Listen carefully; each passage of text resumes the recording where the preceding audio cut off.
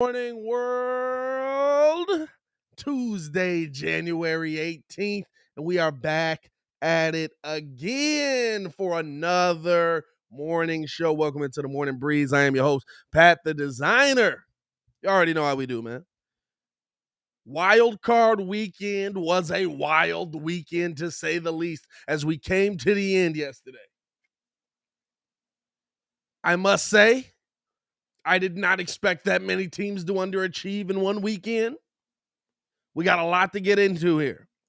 Got to break down Stafford earning his first playoff win last night. Will it be his last? Or will they continue to get the job done? Also, did the Cardinals underperform? Or did they overachieve early in the season? Going to be talking about that as well. Looking at Mike McCarthy. Did he make the right call? What's going on with the Dallas Cowboys? How are they going to proceed? Got to break that down as well. Or NFL officiating. We've been talking about it all season long. It's been iffy. We know it's been iffy.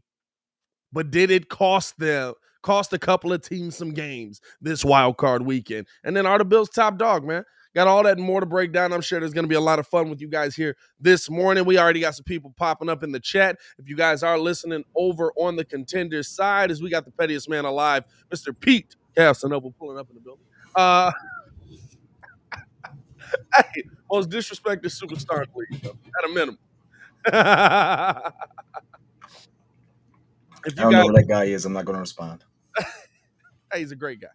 If you guys are just pulling up with us, man, hit that like button, subscribe to the page. We do this Monday through Friday, 6 to 9 a.m. every single week. We appreciate you guys for tuning in with us. If you can stick around for the full video, or you just want to listen as you're going through your day, make sure you guys check out the Contender app as well. It is on all wherever you can find your apps at, where you're hearing nonstop sports talk while you're on the clock. We appreciate y'all for tuning in and rocking with us in these early mornings. Let's get into this thing, kid. First things first, how you feeling, my boy? Top of the morning. Robert Schwartz with the P.kidd meme already, man. Top of the morning. Top of the morning. Let's get it. You ever play a game with a lot of jump scares? Yes. All right. My dumb self decided that I was not going to wake up my family while I prepared for this show. So I didn't turn on any of the lights. Used the light on my phone. Walked down the stairs, bent the corner. All of a sudden, I forgot that the vacuum was standing right by the basement door. You don't like corners very much. Mind you, no one should ever put their vacuum right next to the basement door. Looks weird. Cast a shadow. All I know is, bent the corner, had the phone light on, saw the shadow, spilled the tea. It was hot. It was tea hot. was real hot. Didn't scream like a little girl. Maybe. But that vacuum almost got the what to and what for. I like that you just hit it with, it was hot. It was hot. I sold. Shout out to that dude, man. Oh, man. Well, hopefully a little wild card weekend talk will, well, at least at a minimum. I'm woke. Don't worry about it. I'm woke. The minimum you're awake, you know what I'm saying? You don't got to worry about that. Now, you know what?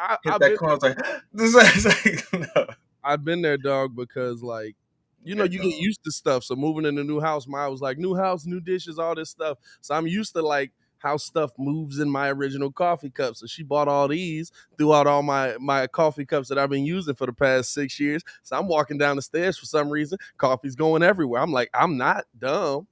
I don't have Parkinson's. Like, why is this happening? It just shift different in here. I don't know. And then I looked at her and I was like, I hate these cups. And she was like, I kind of do too. It don't shift right. And I was like, it's not just me. I'm not crazy here. What kind of stuff y'all got going on at the I don't know, dog. Hey, the centrifugal force in this house just move a little different. You know, when you upgrade, you know what I'm saying, man? I'm trying to replicate how hard you got to be moving for your. It's not even that, bro. I think it's just the shape of the cup. I think it's just the shape of the cup because it's rounded at the bottom. So you get that ocean feel going. People pulling up like I thought I was pulling up to a sports show. What the heck are they talking about? Hey, shout out to y'all, man, for tuning in and rocking with us as always, man. Let's get into some of this, my boy, because we saw some wild stuff this weekend. I'm not gonna lie. Get into it. Starting it off though, last night, the dog stomping that was the Rams versus Cardinals game. But wow. Yeah. Wow. And I turned it off. What happened after the third quarter? more of the same. Okay. You know what I'm saying? This is the thing, right? It's I think we saw coming into this, right? And it's the reason I asked the question, right? Because last night to me is I was watching it thinking, is this more the Rams and Stafford are really playing really well? They're dominating right now.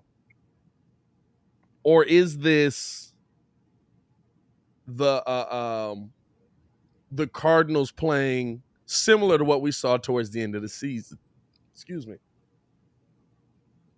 Similar to what we saw towards the end of the season. And I love the way that we saw the Rams moving the ball with ease. We saw but Arizona's defense just looked pedestrian all night. Couldn't get pressure on Stafford. Couldn't get in the backfield. Couldn't attack. Wasn't able to cause him to move out of the pocket. Which Stafford's one of those guys that if I'm laying hits on him, he'll start to get in his own head a little bit. Like he's used to taking the shots because at this point he's just like, I can't take more hits than I did in Detroit. It's impossible. So you've almost got to really rough them up. And they just weren't able to get to him at all. They weren't able to cause any pressure. And you saw the Rams basically move the ball with ease all night from play one. By the way, Cleveland, it wasn't OBJ. Just in case you were wondering. The problem wasn't OBJ. It was just, it was one of those games to me where I looked at how this Rams team was playing, and it started to make me shift a little bit on where I stand on, I don't see him going far. I don't see him beating Brady. I don't see him beating Rodgers, but not because of what Stafford did.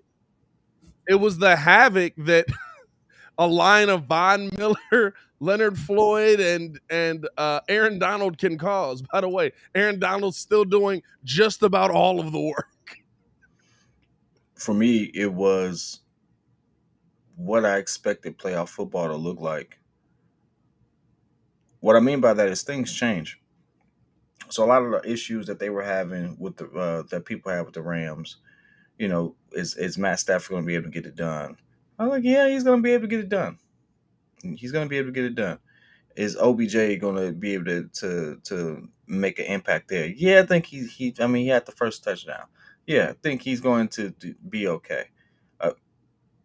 What I never bought into was Kyler Murray being able to be as dominant with a lot of pressure, and most QBs aren't going to be dominant with all that pressure, right? Yeah. But I knew that they would be able to pressure him. And you saw that. You saw the two INTs, and ultimately what happened. Falls that led to INTs. We saw, the fact that, hey, the biggest thing they had going for them was a run game. And the Rams, like you said, for a good part, was like, hey, we'll let you run a little bit. They'll let you run a little bit, but you're not really going to throw this ball, right? And it worked out for them. It worked out for them in spades. And so, for me, just looking at that particular game, I knew I had the Rams winning. I had them winning in a closer game. I didn't think it would be almost as close to a shutout as this was. Yeah. I didn't think it looked like the Steelers and KC game, but I had the Rams. It was interesting It felt because like the Steelers and KC game, to be honest with it you. did. It felt early on like Arizona had no shot.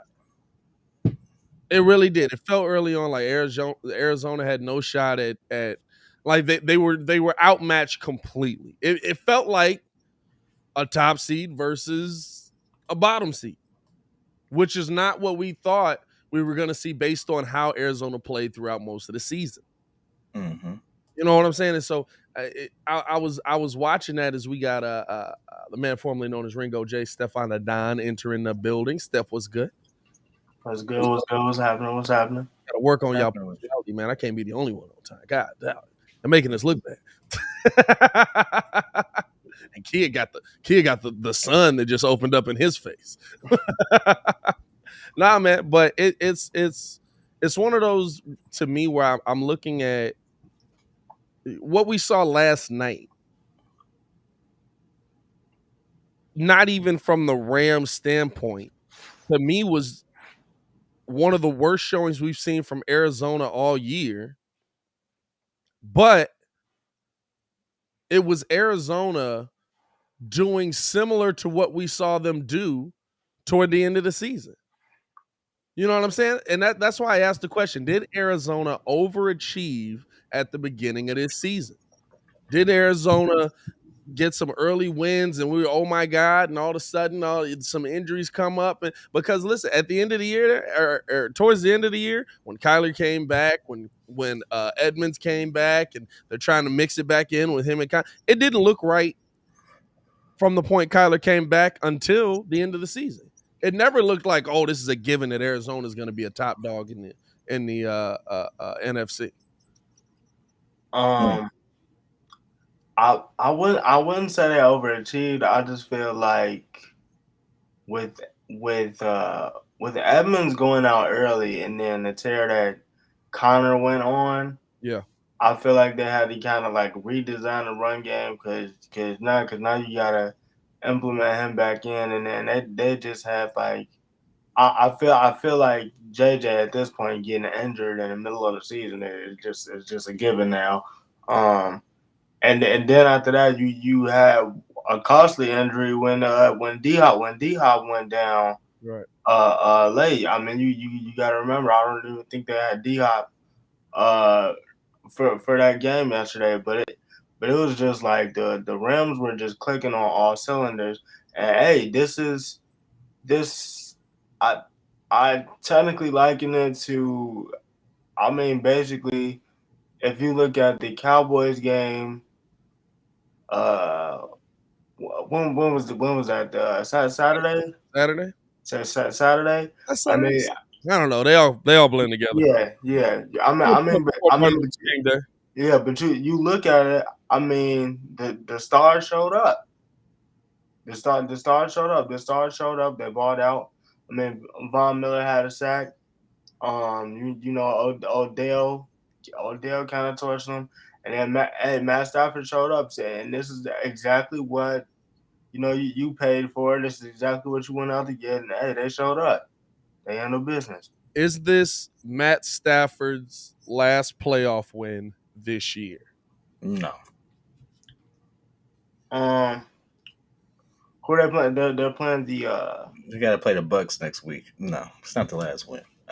Brady's not making it back to the Super Bowl. Dog, I gotta say, I have to physically confidence. Listen. I have to physically see it with my own like that. It has to be 000 on the clock. Hey, I love the confidence of the take, but people have been saying that for a decade plus, and he keep getting there. And listen, he kept getting there and stuff like that. But this Bucks team is a labored Bucks team. Now, if you ask me if this Bucks team was going to get there and they were fully healthy, they had all their players, he had all his targets, absolutely he's going to get there. He ain't got that right now. And guess what? Okay, how much you want to sit there and say it? You let Gronk get that dink and dunk all day long. The Eagles were able to touch Tom Brady. He took some hits. Yeah, no, Tom definitely took some shots. What? But you know what? The Rams are going to put him on his back. I think that's the scarier part there, right? Now that's great point. Absolutely great point. But to me, that's the scarier part, right? In that situation, because he absolutely took some hits. And what have we seen historically when Brady takes those hits? He kind of, crumbles a little bit. He becomes the worst quarterback like I've said before, in NFL history, when he when he takes Under shots pressure, he's one of the worst in history. QBR wise and stuff like that. He becomes one of the worst in history when he takes shots like that. We didn't see him become that in Philly. Philly had a plan that, to me, I'm looking at and I'm like, he should be crumbling based on everything we've seen in history. Brady stood in there, took them shots, and absolutely still made stuff happen. The problem was that Absolutely Jalen still Hurts is made just stuff not happen. that good of a QB. You said what? Jalen Hurts is not that guy to capitalize on some of the opportunities that they had. The game was not they the Eagles weren't getting shut out initially. He had some opportunities. He's just not a good QB. They did say he was hurt a little bit. Like Well, you. this is the thing. He's still It's not about he's made it to the playoffs. That's great. I give Yeah, it to him. yeah, But yeah. he's not the guy to take them to the next level. And he's but not. it's not about him. He's like a discount Lamar Jackson. It's not about him being that QB. It's more so, to me, about the fact that you didn't see Philly's defense was hitting them, like you said. You didn't see Brady start to turn the ball over like is normal in those situations. You didn't see Brady start to throw errant passes like is normal in those situations. You didn't see him start to underthrow passes. In fact, you saw him get better after taking shots. Like that's to me where you got to look at it. There is, we got the bracket on the screen there for how this thing's going to play out now. Now I do agree with you. Listen, a shot from Philly's defense versus Aaron Donald coming up the middle and hitting you dead in your face, a very different shot. But Very different shot. like Steph said, I gotta see it. I have to gotta see physically It has to happen eventually. quadruples. Dog, I have to physically see quadruple zero on the clock. And Go I want ahead. to be like, oh. So Eventually, Tom Brady has to the run of Tom Brady has to stop. Hey, we've been And saying guess that what? for a long This is time. the this is one of those years where if he were to lose this year, you wouldn't blame Brady. He's been to. I wouldn't have I blamed don't Brady care how many he's been last to. year. Eventually, Jordan had that. Fam. Eventually, Jordan was no longer in the final. Fam, this is the thing. I wouldn't have blamed Brady if they lost last year. Wait. And then they won the Super Bowl. Like, Brady's 45 years old. How old is he now? He's 44 years old. 44? 44 years old. Like, I'm not blaming Brady for nothing at this point. Anything you do is just adding to, man, this dude won't stop. Hey, and then Mike. And then on top of that, he says, hey, I'm going to get close to breaking my touchdown record again, though. What? Dude, you're old. Relax. Well, I love to see it. Bro. Until a team says, hey, we really don't care that you're Tom Brady. We will hit you. Like we will lay you out. Tom, chill. Hey. And at this point, he's at that point. It's at that point. It's too many teams, right? It's too many good teams in the playoffs still. You can put the bracket back up. It's too many good teams here now. Like, seriously.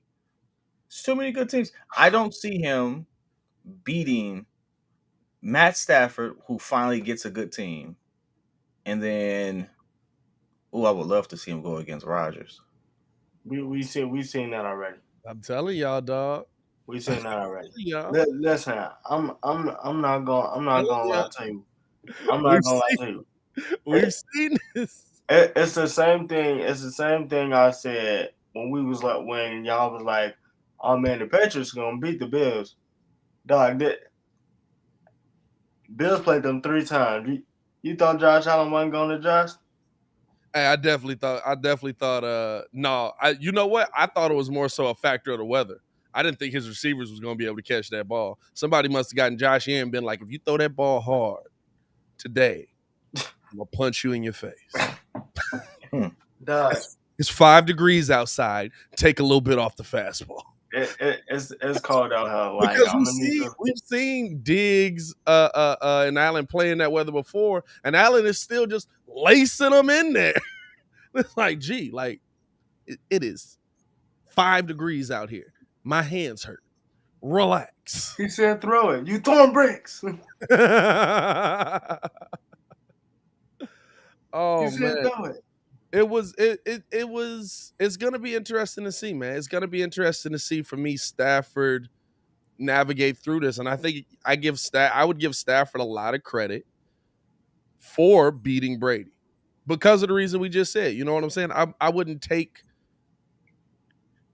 I wouldn't take it away from Stafford if he lost to Brady. Cause it's still Brady being Brady somehow. Nobody knows. But I also would, to me, it would really be a credit to Matthew Stafford because listen, that playoff experience means something. Matthew Stafford's never been this far in the playoffs. Having that playoff experience, having that understanding. Listen, the Bucs are still the Super Bowl champs. You still got a bunch of dudes on that team that know how to win a championship. And on the flip side, you got a bunch of dudes on the other side who don't. Von Miller's the only champion on that team. Well, Aaron Donald been to the Super Bowl at least.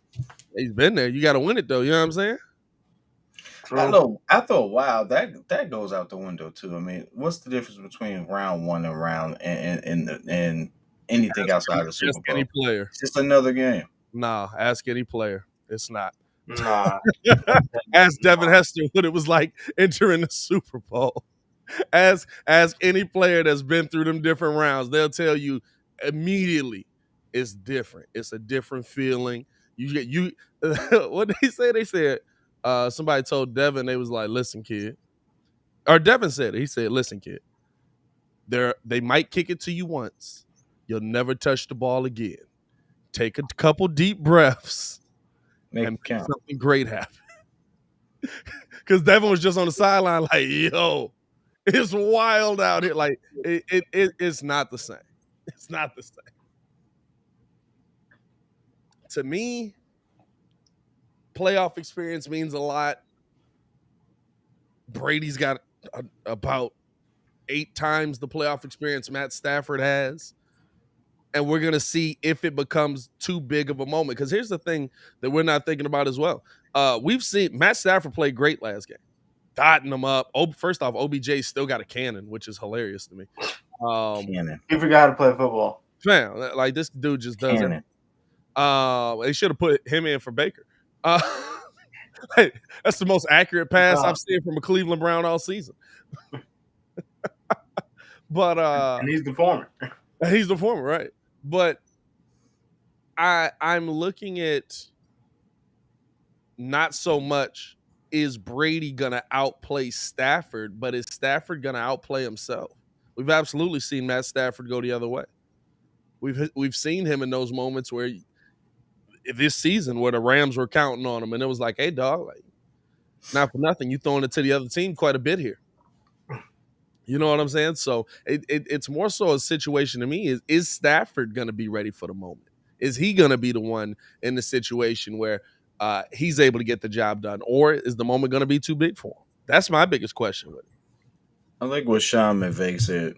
He said it's not going to take away Matt Stafford's aggressiveness. That's what makes him great. Yeah, that's fair. He can curtail certain things about the plays he calls and stuff like that. That's good coaching. I think this is Matt Stafford's year. This is a good chance to be Matt Stafford's year.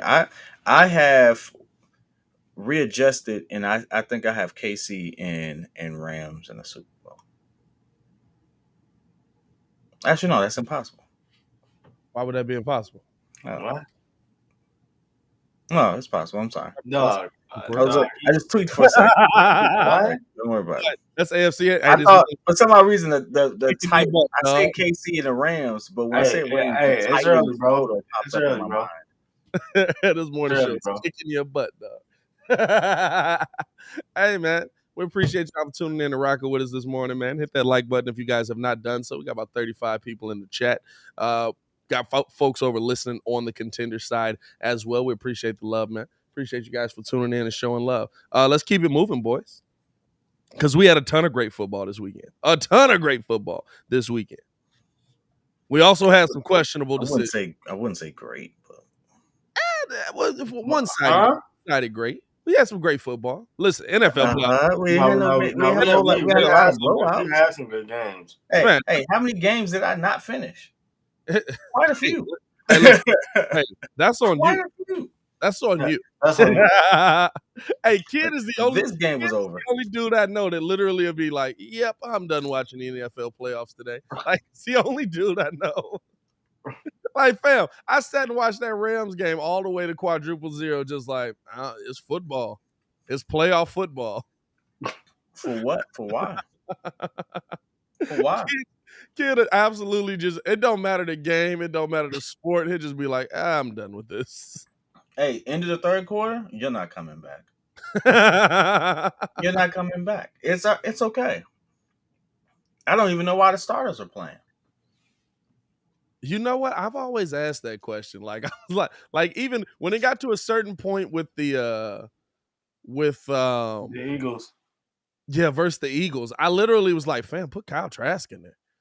I was like, put him in there at a minimum, just because Brady's old, even though he don't seem old. But if he takes a shot, he's gonna be old. Like, He not gonna let him take him out the game, though. he took him out the game, what, 2 weeks in a row? He took him out the game last game of the season because he only went back in to get Gronk his last pass. And then he took him out the game the week before. By the way, how'd Kyle Trask do in them games? Is he getting backup reps on that? Nah, that's Blaine Gabbert. Oh, Blaine Gabbert. Oh, man, don't do my man Trask like that, man. They doing him bogus. Nah, Blaine Gabbert getting the rep right now. Hey, that's messed up, dog. You see Blaine Gabbert in there. No, but that Dallas game, man. And that Dallas game. Interesting game. Entertaining game. Hey, man. Interesting calls made. Do you like the call that Mike McCarthy makes to run the ball? QB sneak, he called it. It wasn't just everybody was like, why would Dak run that? Well, his coach told him to. Do you like the call by Mike McCarthy to say run it, with the caveat of, how do you not tell him how far to run? Well, I feel like like the call was correct, but you didn't finish the job. Nah, I don't think the call was correct, to be honest. First of all, 5-1.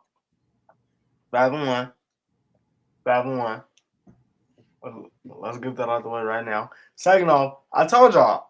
I told you about this. Like, it's a he's cocky about a game, the show game that we doing. Like, there's not a bunch of playoffs left. Like, I told Kidd this was gonna happen. It's like 15 rounds left. Hey, who was your Super Bowl pick? Dude, do we even do it? I don't even think we did it. Yeah, we did Super Bowl. I'm just curious. Who's your Super Bowl pick? My Super Bowl pick? Oh, I'm going Chiefs.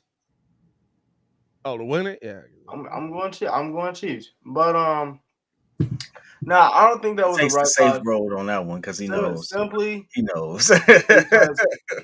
Simply because if you look at it, it was like Tony said.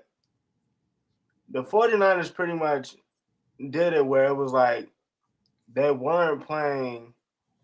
They were playing prevent, but it was more so man to man instead of cover 3. So the corners were supposed to be on the outside where it's like 5 yards. Yeah. They didn't do that. So like Fred Warner and them were sitting on the side. So basically, you dinked and dunked your way all the way down to like I want to say you was at least at the 31. So you didn't even need a Hail Mary. I would have just threw the ball out of bounds, and then after that, if we was gonna drop a play, let's drop a play. But I felt like the run was dumb, because you took it, and then it's just like, okay, you didn't even tell him to get down. Yeah. But not only that, I feel like I gotta blame Dak in this respect. Fam, you choked the guy. How did you not know not to get a ball to the ref? Like, I don't know if y'all don't realize, but if we just let players spot the ball, it's gonna be first downs out there. No, I get. I think it was the right call. I think the execution of it was poor. And Yeah. to me, that's still on Kellen Moore. That's still on Mike McCarthy. By the way, Kellen Moore keeps getting all these head coaching calls, and I'm like, y'all can't have it both ways. Is Kellen Moore calling the offense, or is Mike You can't McCarthy? have it Because both ways. You can't blame Mike McCarthy when he's not the offensive can't blame coordinator. McCarthy if you got to either blame McCarthy or Kellen Moore in this situation. But I like the call because listen, every yard counts. Every And yard at count. that point in the game, every single yard counts. And Dak if they got had a 10. timeout, which is something they didn't manage well, Nope, that yeah, was a heck of a play if you really had think of no it. timeouts. Dak getting there and making that play puts him in a better position to make a more regular throw towards the end zone and not a, oh my God, let's just hope I can get it there throw towards the end zone. Mm-hmm. Absolutely. The problem comes in where your head coach does not tell Dak, or your offensive coordinator does not tell Dak, hey, when you get to 12 yards, hit the ground. Because you have to take a lot of things into account here. First off, they're very agile human beings, but it's still 5 fat dudes standing in front of you. Dak ran what? About 18 yards on that? Just about, yeah. Something like that. They got to run 18 yards to catch up with you because they can't move because it's a penalty. Also, you got old dudes as refs. He's got to get up there and get to the ball to spot the ball. I think that's one of those moments where I looked at the rule and I was like, if the ref has to absolutely stop, touch the ball, which I get it, the clock should stop at least temporarily until he does. Until he touches the ball. Because if you look at it, it's one of those things where my team is set. Everything is set. Not only do you have to touch the ball, you also have like a 2-second rundown because they have to allow the defense to get set, which is also a stupid rule. Nah, It's also a stupid rule in my opinion. Like if the offense is playing hurry up offense, we shouldn't have to wait for the defense to be set. That's on you to be set. It's one of those things where as we get more high powered offenses out there, and it comes down to the line, I can see that changing. Well, no, that's not going to change because the thing is, you have to allow, like, just because you're running the hurry up, now they have to hurry up. They have to also hurry up and get set. But if you don't do that, then you'll see dudes getting penalties left and right. You'll see defensive encroachments and stuff like that left and right because they're not set. So I don't see any rule changes coming out of this. I think this is what the rules are. You guys knew the rules, and you didn't put your game plan together correctly in that moment to win within how the rules are set. Mike McCarthy knows that the ref has to spot the ball. Mike McCarthy knows that or Kellen Moore, whoever it is, that the offensive line has to run down there, that the defense has to be allowed time to get set. You know what I'm saying? Like, if you're going to get there, you have to tell them, listen, get your 10 yards, get down, let the clock and spike the ball. You have to take all of the things that are in the situation into account. And I think Mike was going, or Kellen, either one, was going, let's make the right call for this situation, but not the right call for the amount of time that's happening here. I feel like that's on all three of them though, because it's on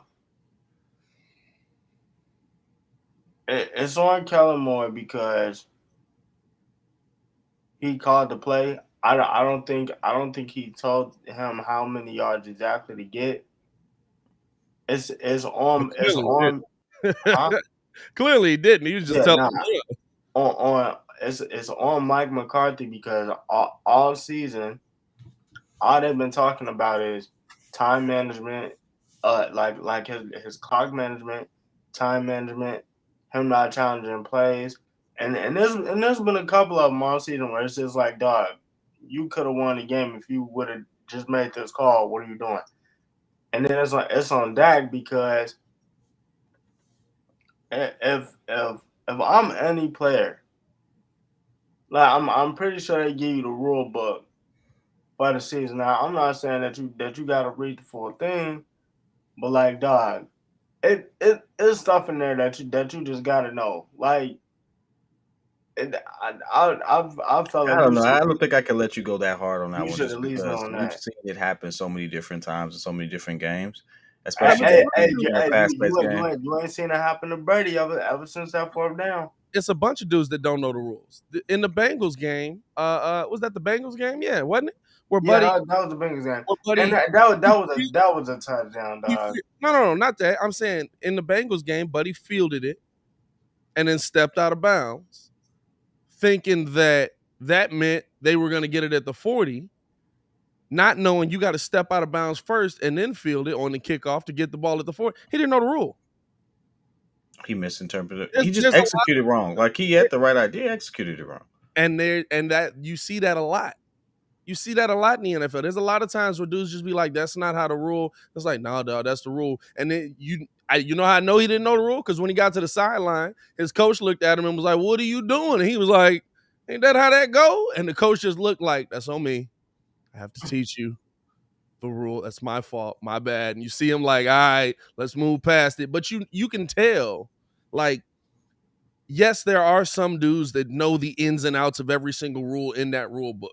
They're usually the dudes that are like Tom Brady and Kobe Bryant. But there's also those dudes that are just like, okay, this is what the rule is. I'm interpreting it this way. And they haven't been taught that version of it. But you know what too though, I don't want to completely focus on that too because they struggle. Yeah, they did. They, No, that they, that they, play is just the one that we focused yeah, on because it came down to the stretch. nah, yeah, But I understand it that. was bad. No, Yeah, nah, it was a poor game by Dallas all around. I understand that. It's to me, you getting paid 40 mil by yourself. This is the money that you want. Yeah. Offensive line is getting paid handsomely. Each of them mugs is over like $90 million. First mistake was paying Zeke Elliott. Yeah. Then you turn around and pay Zeke. Like the two other dudes that got paid 40 M's absolutely showed up.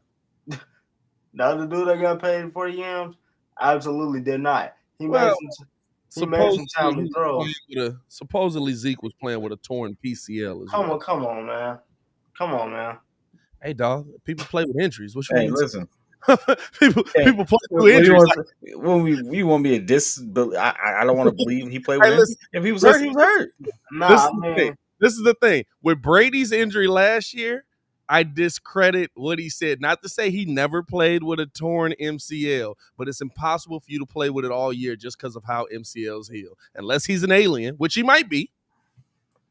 His MCL should have pretty much been healed over the offseason because he tore it in the Tennessee game. That's the only one I'm not buying. Brady, like I Brady played. also doesn't have to move that much. His movement versus his receivers is totally different. You know, Yeah, so played on a torn MCL all season. That's not how bodies work. It yeah, would have healed. nah, even if he did, that pocket last year was so nice. He could have took a nap in it every time. So at this Brady in the point, pocket dropping don't back. really care about his MCL. I do like the fact that he's trolling. You know, you see him on Twitter playing Dreams and Nightmares after beating Philly. That was hilarious. I love this Tom Brady. But getting back to this Dallas game, real quick. One, people forget that 49ers have an elite defense. 17 points a game after I think it was after they bye. They started only allowing 17 points a game. Yeah. Have an elite defense. So run game wasn't going to go anywhere. I didn't think of Ezekiel Elliott as being a factor in that game. I knew that walking into it. Dak actually had a fairly decent game. Little late game heroics trying to get them back. But Dak, this being his first season back from injury, right? If this being his first season back from injury, Yep. heck of a season. Heck of a season. Yep, You take a lot of good stuff away definitely from it. comeback player of the year. Yeah, you take a lot of good stuff away from this. Heck of a season. I knew Cowboys had a chance. I wasn't completely sold on them, but I did have them going further in the playoffs. I did have them going further. I'm not gonna say I didn't. Um, and their defense didn't show up. Not Yeah. really. No, you saw them get pretty much chopped up, and you saw. I mean, here's the question now: did we see Trayvon Diggs get exposed for what he possibly really is? Because I mean, he was getting cooked on some of them routes. Yep. Cooked. Yep. I'm talking about that man was now. Absolutely. Now, young player, I don't think that it'll be. I'm not saying that it's indicative of what he's going to do the rest of his NFL career, but chopped up. Buddy ran that out route to perfection. Trayvon was going that way. I was like, good Lord, dog. Fight back. Shout out to the mugs in the chat. We got Baki in here early. We got Marvin here early. Coming with the full-on comments. Baki says, it was the wrong call because every football person I know has told me you need more than 14 seconds to execute that play. At a minimum, you need 16 to 17 to execute that play call perfectly. I don't know. Because Tony Romo said you can get that done. Tony was confident they were going to get that done.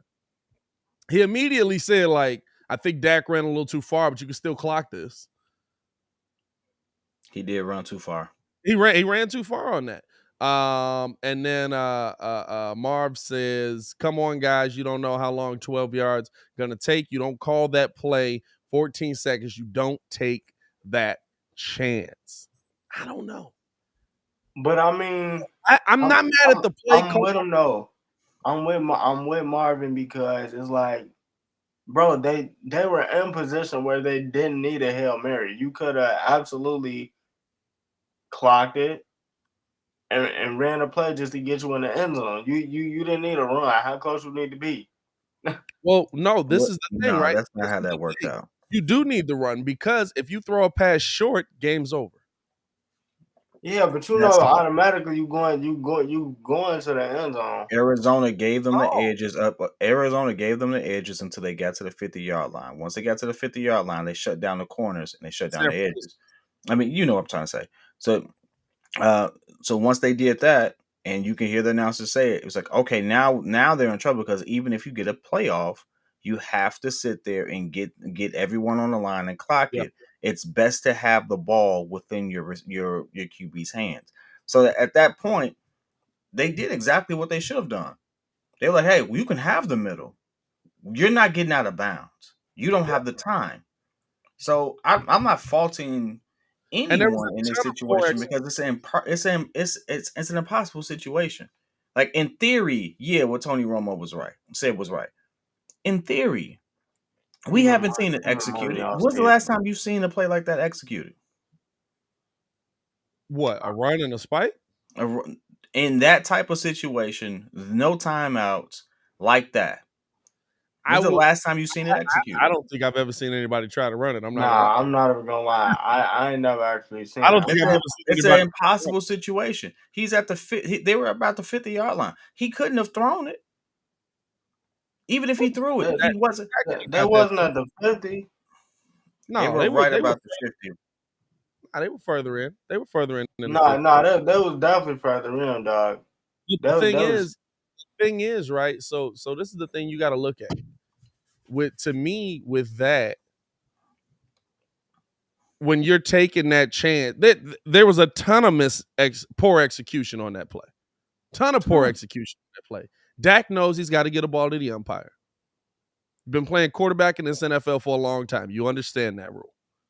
You don't give the ball to your center to get set. You get a ball to the umpire to put it down, and you get your team set. Mike McCarthy's got to know, or Kellen Moore, whoever it is, has to know to not tell Dak where to stop. Because Dak's just gonna keep going if they keep giving him lane. I looked at it and I said the Rams or San Francisco did that on purpose. They just all on purpose. They let him run. They just all bunched up. Nobody even tried to touch him. They were like, "Is he really running this right now?" Oh, he's running it right now.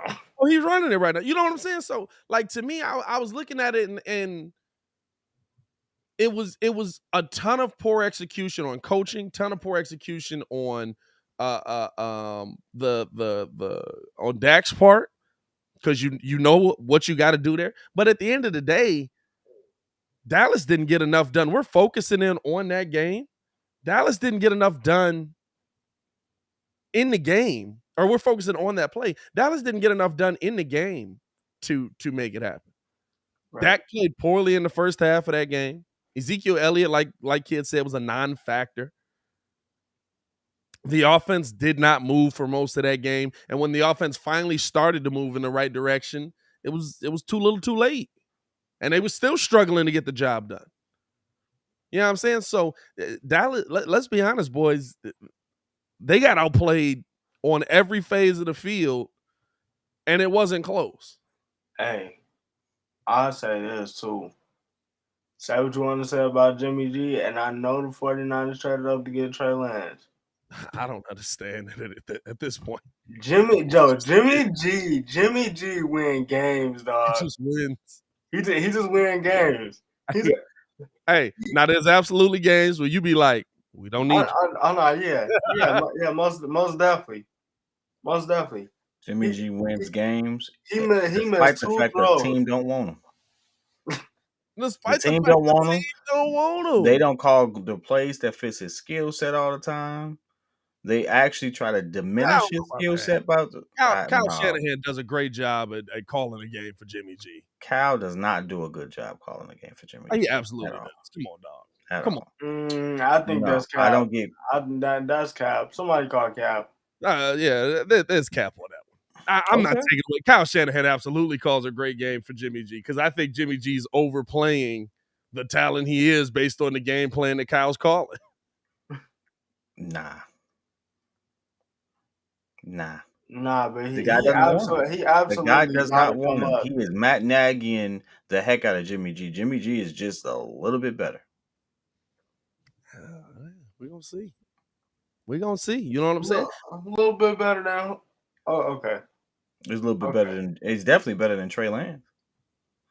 He's definitely better than Trey Lance right now, for sure. I mean, yeah. And this is the thing. Even with that, like, I don't know if the head coach don't want him, because the head coach. It's a well-known fact that he doesn't want Jimmy G.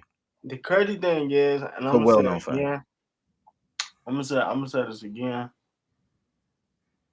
Everybody keeps saying, the 49ers don't want him. Like, dog, he is one catch away from Deebo Samuel, and they're the champs. They're the champs. They beat the Chiefs. If he just gets Deebo in, like, he hits Deebo by like an inch. I mean, if it was a field, we'd all be drunk. Hey. Well, it don't change the fact that they don't want him. I'm saying though. I don't care why. I mean, my fault, Mike Emmanuel Sanders. But I'm saying though, dude can play. I don't get where all this. I don't get why they traded up. I'm still confused. I'm still confused, dog. Still. They traded up because they didn't want him. He missed two throws. He absolutely dotted them up. He missed two throws all game. Like, we don't have to speculate if they want him. It's a well-known fact they don't want him. Let's be real though. He missed two throws all game, but Kyle absolutely stopped putting the ball in his hand for him to do it. Not yet. He missed two throws, and one of them was straight to the defense. Kyle was like, "Yeah, that's enough. Yeah, we're done." He doesn't let him play or make mistakes. I'm telling you. So they call a very conservative game for Jimmy G. They really do. Maybe that's why Jimmy wins. No, I don't get Jimmy got to the Super Bowl off of not throwing the ball. Let's not cap on that. And Jimmy got to the Super Bowl throwing 9 times in a game? Raheem Mostert and Matt Breida and that defense literally carried you. Yeah. Let's not. He made the throws when he needed to, though. Like, Jimmy G can make some throws when he needs to, but there's some quarterbacks that are like that. Listen, even how they used Ryan Tannehill the first year there. It was or not even the first year. Really, this year it became a listen. Let Derrick do what Derrick do. Ryan, you give me a solid 15 to 20 passes because I know you can give me 15 to 20 passes, and we gonna win this game. That's what it. That's to me what it. Like I don't know. I'm not saying Jimmy G's a bad quarterback by any means, but I do think that he's better when you don't got him throwing the ball 45 times. Hey, When he doesn't have to be in that Baker show. needs to take notes. You said what? I said Baker needs to take notes.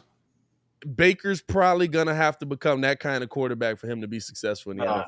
And I'm gonna be real with you. I'm not gonna lie to you. I understand Baker's like that middle of the pack dude. I don't know if anybody gonna want to deal with Baker after this season or after next season. Dog, if the Rams win the Super Bowl, like and Odell go crazy, I don't know how you look at him. Hey, we got rid of a great wide receiver that just went on to be a Super Bowl champion because you couldn't hit him in the hands. But Do we really put that blame on Baker though? I mean, realistically, Baker, the Rams have a better receiving room than the Browns. They just do. Nah, they have better. Say it again. Say it again. The Rams have better receivers. I said that. No, I said the Rams have better receivers, but let's not act like the Browns receiving room is a bunch of trash. Let's not act like it's Chicago. Like they have some dogs there. It's not trash, but like it's easy. It's easy for him as the fourth option to get those looks because you're focused on Cooper Kupp. All right. Well, you're running a double at him every rip. Listen, where's that guy? We're doubling that guy. Yeah, that's everybody else. That's what's happening here. Let's slow down. I know we really wasn't watching Miami Dolphins games like that, but before Jarvis Landry got to the Browns, no, Jarvis Landry's a problem. He was absolutely that dude. Like, but before Cooper Kupp, he was absolutely getting busy. He was getting busy. I don't know what that's about. Jarvis Landry's getting busy. He just got a quarterback that will sail that mug on you. Hey man, I'm running this 5-yard route. Why'd you throw it 10? Man, and that was that was the story of Jalen Hurts all day. Good Lord. I was looking at that. I was like, Jalen, your receivers are there, dog. You got to hit these mugs in the hands. What are we doing right now? He's not. No, that game looked horrible. That was awful. His play looked horrible. And I was like, is this the reason why they want to move forward from him? Because I'd move forward from him too. Like, I've been watching him, but I ain't really watching. And so now when I saw what I saw, I was like, yeah, that Buddy ain't it. Buddy was a nice placeholder. He ain't it. He's one of them dudes that's very up and down. You know what I'm saying? Like he'll have that game where you sit there and you like, oh man, Jalen Hurts can be that next guy. Then he'll absolutely have that game. You'll be like, it's tough. Shout out Samurai J said, good morning, y'all watching on the VR headset. Oh, I gotta get me one of them, man. Y'all rock with the VR? I ain't got one yet. I don't got one yet. Bruh, I gotta get that Oculus, bro. I ain't gonna lie to you. Every time I see that mug, I'm just like, that mug is cold. And I'm not gonna lie, the part that sold me on it is they have like a movie theater in there and you can just cut on Netflix and stuff like that and blah blah blah. So you like sitting in a movie theater, but it's just you and the goggles. I saw that, I was like, oh, I'm done. I was like, y'all not gonna see me ever again. Don't let the meta like that part. I'd rather just go to the movies. Nah, don't let the meta come out. When the metaverse drop, dog, y'all not. We doing the show inside the meta. Hey, I'm good with that part, but I don't like. Here's my thing with tech. I don't like technology replacing the joys and pleasures of everyday things. Like I don't need it to go to the movies. I can go to the movies. Nah. I don't need it to watch Netflix. I can just turn on Netflix. I would love for it I would love to use it to experience like underwater exploration, space exploration, something like that. Something I really can't do on a normal or day-to-day basis. But when you start doing it for everyday things, it almost becomes like you're replacing it in so many ways just to sit on the couch. I don't like that. I that's just me. It's going to be Shout out interesting. to Hey, Hope. to be honest, I don't even be using Netflix. Hey, HBO Max for the W. I don't know. HBO Max winning big time out here. Hey, for whatever system you use. He said I sounded kind of old. Hey man, listen. There's 1,001 movies out there to show you why this is a bad idea. Hey, Like listen, out of all of them, though, I'll deal with this one because I'm gonna tell you, the stuff that the real world is trying to recreate from these movies is getting on the robots. Robots got to go. no, China has a dinosaur.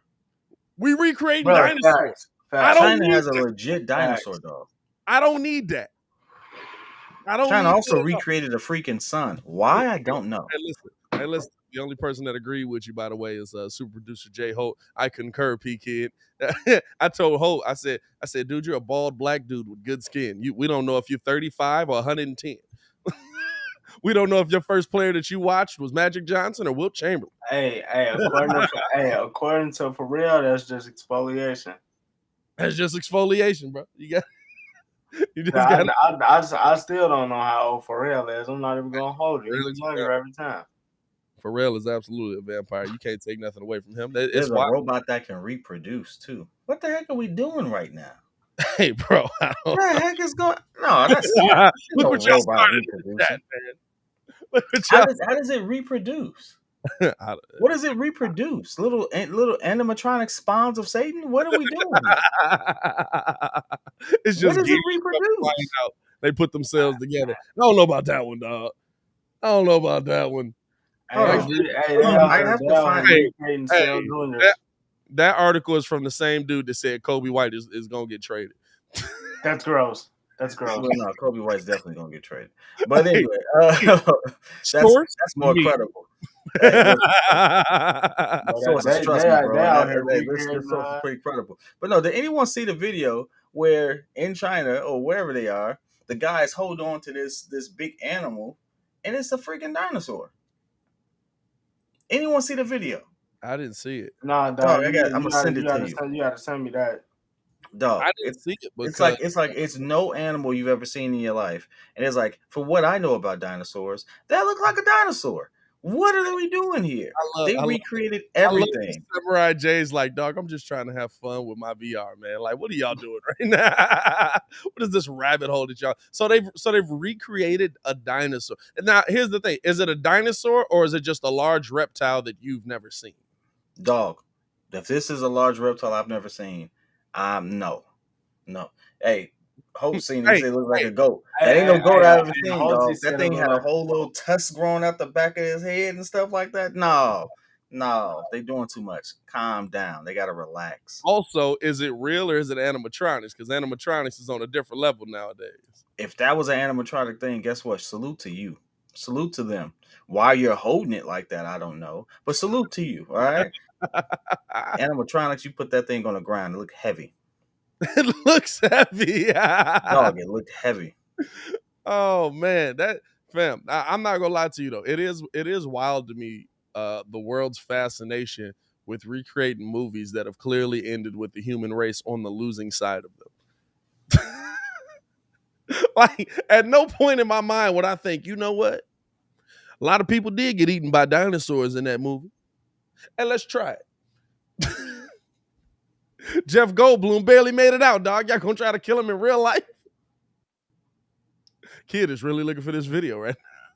I hope it's a puppet. Someone said Fam, it you might know be the a puppet. government that took that video down at this point, man. Come on now. It looks What like are we it could talking be a about puppet. right here? It looked real for a second. Hey, look, I was worried. I don't care. I was concerned. Bruce I said, saw it. I was like,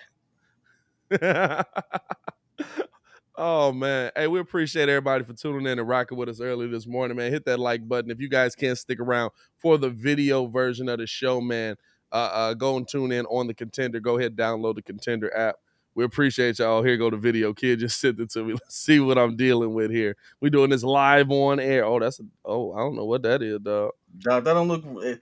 If it's real, ill. If it's not, great. I But the don't simple think that. No, I feel like I saw this. I feel like this is dog, fam. Come on, kid. Come on, kid. What are you doing? it, Look, you got to look be at Definitely. the better. I lady's know. kid. Look at the lady's shirt in the back, kid. I'm not looking at no lady's shirt in the Look at back. the lady's shirt in the back. It's literally for an attraction. Okay, hey, listen. I hope Come it on, is. kid. I hope it is. She's literally got a Jurassic Park shirt on. Dog. Why is he holding it like that then?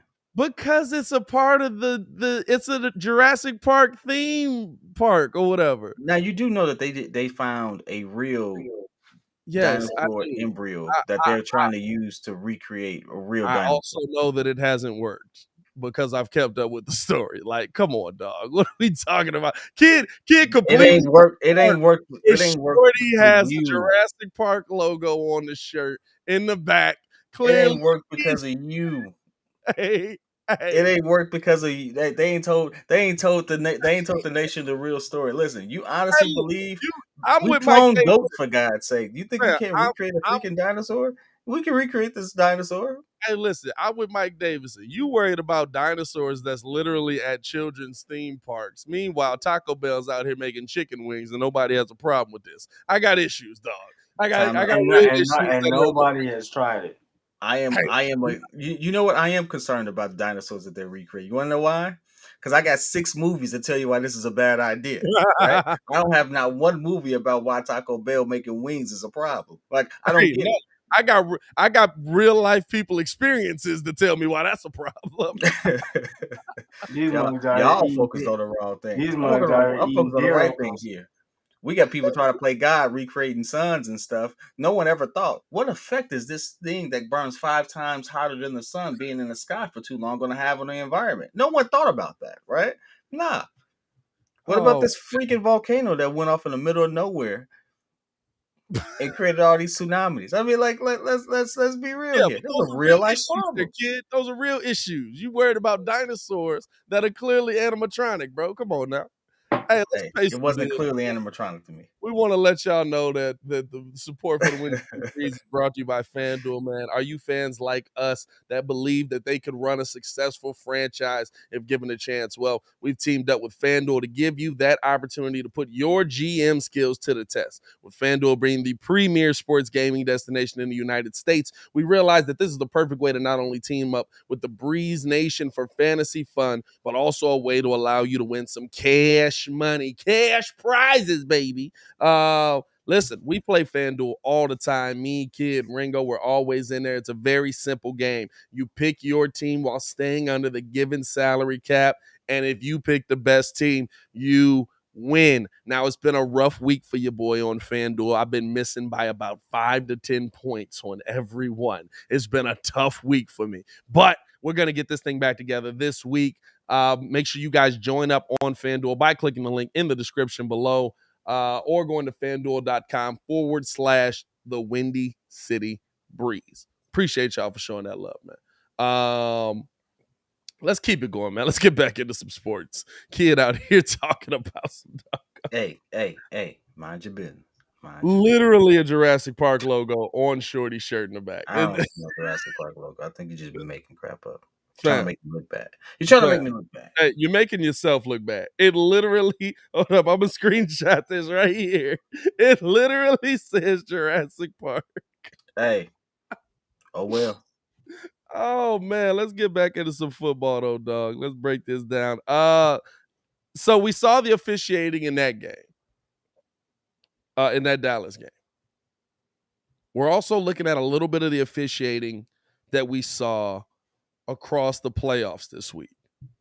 Question on the table, especially looking at that Bengals Raiders game.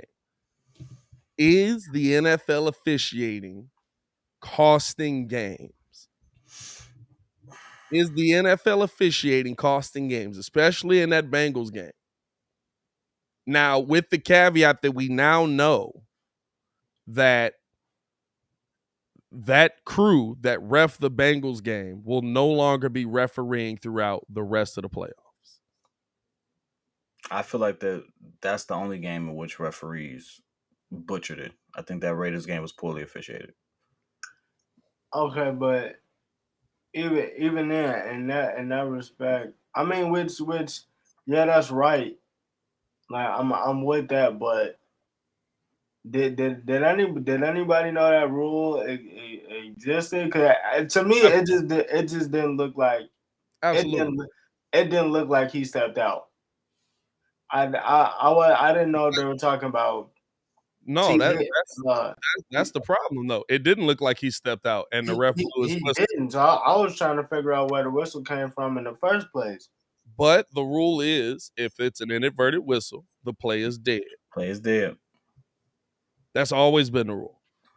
How many times have we seen a player end up breaking out of the tackle or a fumble that's clearly a fumble and the other team recovers it, but the whistle's blown. So replay down. Now, I'm not going to go as far as to say, to me, the problem that we saw in that play is the Raiders. I don't remember who the defender was on that play. He stopped playing because of the whistle. Ball was already in the air. Whistle blew after the ball was out of Joe Burrow's hand. Mm-hmm. To me, and it's tough to say because you're taught to play to the whistle. Not anymore. But in that situation, you got to play through the whistle. You saw him stop, and I get it because now the whistle's blown. If you hit him, it's a penalty. It's a If penalty. you like, there's a lot of things that go into that. But at a minimum, Unnecessary roughness, all of that stuff. We've exactly. made the game too soft on that end where it's like, hey, that absolutely is a dead ball now because of that. That defender can't do anything. The play is dead. You're going to say it's after the whistle, it's after this, it's after that. It's like, no. You could play the ball though. To me, you still got to play the ball there just in case. I think in Yeah, that situation, you don't play the ball because he was already in you the gotta like he kind of. was in the air. You hit him. You make him cough that ball up, Yeah, which that's is ultimately what the play would have been. first off, we the officiating has turned it from the fact that you got cooked on that play. The officiating has just turned it from the fact that Buddy absolutely got cooked on that one. But how do we I mean that's a season changing play. We've seen that all throughout this season. We've talked about the officiating. We've seen that all throughout. I think we've seen some poor officiating in the playoffs in general. The NFL has awful officiating, and it Did you continues. see the one on Brady yesterday? Yeah, That trash. Like the NFL has awful officiating, and it continues to be awful. And yet the NFL does nothing to improve it. And it's costing teams seasons. That absolutely is a season-changing play. If that play doesn't go down, what was the final score? 19-27 on that? 1926. It 26, was a 19. touchdown. It was a touchdown separation. 26-19. They lost 26, by that 19. play. Now you can say, yeah, you still need to do more in the game to get yourself in a better position to win. You need to do more to play better. I'll tell you what, the Bengals defense played way better than I expected them to in that game. They came out and they were taking Derrick Carr to task. I give them credit. 100% I give them credit. But I can't say that the Bengals played, oh my God, better. Like in the Dallas game, Dallas put themselves in that position because they didn't play well. Mm-hmm. The Bengals and Rams, like early on, the Bengals were outplaying, or I'm sorry, Bengals and Raiders. Early on, the Bengals were outplaying the Raiders. But by the end of that, they weren't really outplaying them. It was neck and neck. It was close. Raiders defense, you saw Crosby start to get in that backfield and do some of the things I thought he was going to do all game. You saw them start to move in the right direction defensively. Saw Carr start to move the ball down the field. You know what I'm saying? Like they didn't outplay the Raiders throughout that entire game, and that changed the trajectory of that game altogether. I agree. It's hard to say anything else outside of that. I agree. Yeah, I mean, I think Derek Carr got the, cheated. Now I like Joe the Burrow getting the first win in 31 years, but he got cheated. the sad thing is, it's like, and I think somebody tweeted this when I was watching the game. The sad truth about it is, like, the Raiders been playing like that all season. Like that, they'll be trash first half, getting dog walk. Somebody will go up 14. You think, hey, this might be a blowout, and then Derek Carr just start balling. I don't know what it is uncontrollably, and then after that, they just come up like just short, just short. I mean, I don't get it. I mean, and to his credit, he definitely got them down now. He definitely got them down now. But the Bengals stood up. Now on the flip side to that, dog, Joe Burrow He's that dude.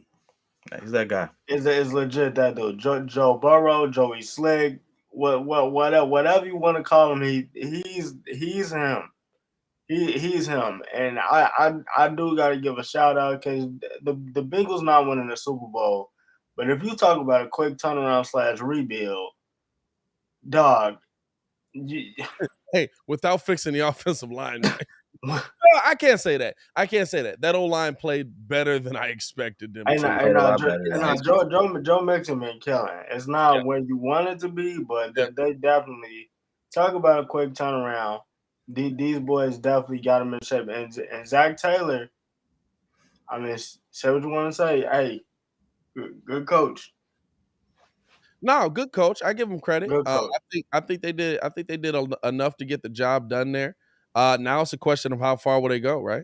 Now it's a question of how far will they go. Do we expect them to make it past the Tennessee Titans?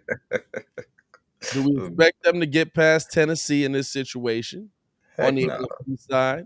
Or is that the end of Joe's run? Hey, one playoff win, celebrated kid. It's gonna be a tough, it's gonna be a long off season for you. Hey, listen. I love Joey B. I love Jamar Chase. I love the connection they have. I like the fact that this, in my opinion, is still his first is the continuance of his first season because it was cut short due to injury. Yeah. So I love the poise he's shown and stuff like that. But let's cut the cap. We know the Titans is about to win this next game. Is Derrick Henry playing? Derrick Henry's supposed to be playing, yeah. How Hey. many heads is he gonna step on before we have to really just call it what it is? But you know what? It's about You're not Hey, stopping Derrick Henry. he coming off an injury though. he's coming off. It's still Derrick Henry. It's 80% Derrick of Henry. Derrick Henry is better than 100% of most running backs. Guess what? 50% of Derrick Henry is better than half the league. But That's a fact. You want to know how we know that's a fact? Because he was still on the list of best running backs, and he hadn't played in like 6 games. Like, come on now. Come on. Nah, this is a wrap. This is a wrap. It was a good experience. It was a good experience. It's about Tennessee's defense, though. Tennessee is going to show up. It's about I'm more confident about them than I ever was about the Cowboys and than I ever am about the Rams. And I think the Rams are going to beat the Bucks. Your confidence in the Cowboys is misplaced. Yeah. Oh, yeah. Listen, they let me down. That was definitely a misplaced. I completely sold on that one. Completely sold on that one. And listen, they are who I thought they were. I don't know why I picked them to win that game. Don't know why. I don't know why you did either. I feel so cheated. I feel so you know what it was? I wanted Dak to win. I wanted Dak to have the ultimate comeback story. I wanted him to go as far as possible, and I thought that San Francisco was an easy target. That's what I thought. And to be honest, they're an easy target compared to everyone else on the list. San Francisco matchup was the easiest target for them. They're going to get dog walk next week. Absolutely. But the one thing I will say, and listen, I'm not gonna flip on it. Tennessee's got that playoff experience. Tennessee's been in this situation before. Joe Burrow has not. Jamar Chase has not. As great as they are, Now, Joey B, I will say, he seems like a kid who the moment's never too big for. He seems like a kid who the moment's never too big for. Joey B. I think this game will be closer than most think, but I do got Tennessee pulling it out. Joe Cool. Joe Cool. Is he too cool, or is he not cool enough to get Joey Crack? Nah, I can't call him Joey Cracker. You got to win. Mm. Once he win, it's Joey Crack. And then honestly, the tandem is Joey Crack. Jamar, Burrow and Chase. The tandem is Joey Crack. I can't call him Joey Crack. I don't know why. Why is Jamar Chase Crack? Yeah, Dog, yeah. listen. Do you see the routes that man run? Hey, bro, That man ain't no rookie. That man is not a rookie. I don't know who he's been training with, but guess what? That man's not a rookie. He's been here before. Is that? I'll say this. Does it justify the crack label?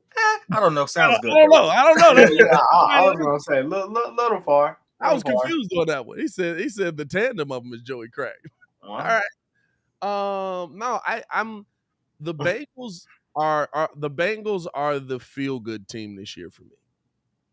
You know what I'm saying? Like, it's the team that it's like, I love the fact that they're winning. I love the fact that Joe Burrow's smoking cigars at the end of the day. I love the fact that it's the Bengals' first playoff win. I love the fact that the dude that's the most cocky dude that's ever been in the city is the one that got it for him. You know what I'm saying? Like, as much as we love Carson Palmer and Andy Dalton, Chad, they didn't get it done.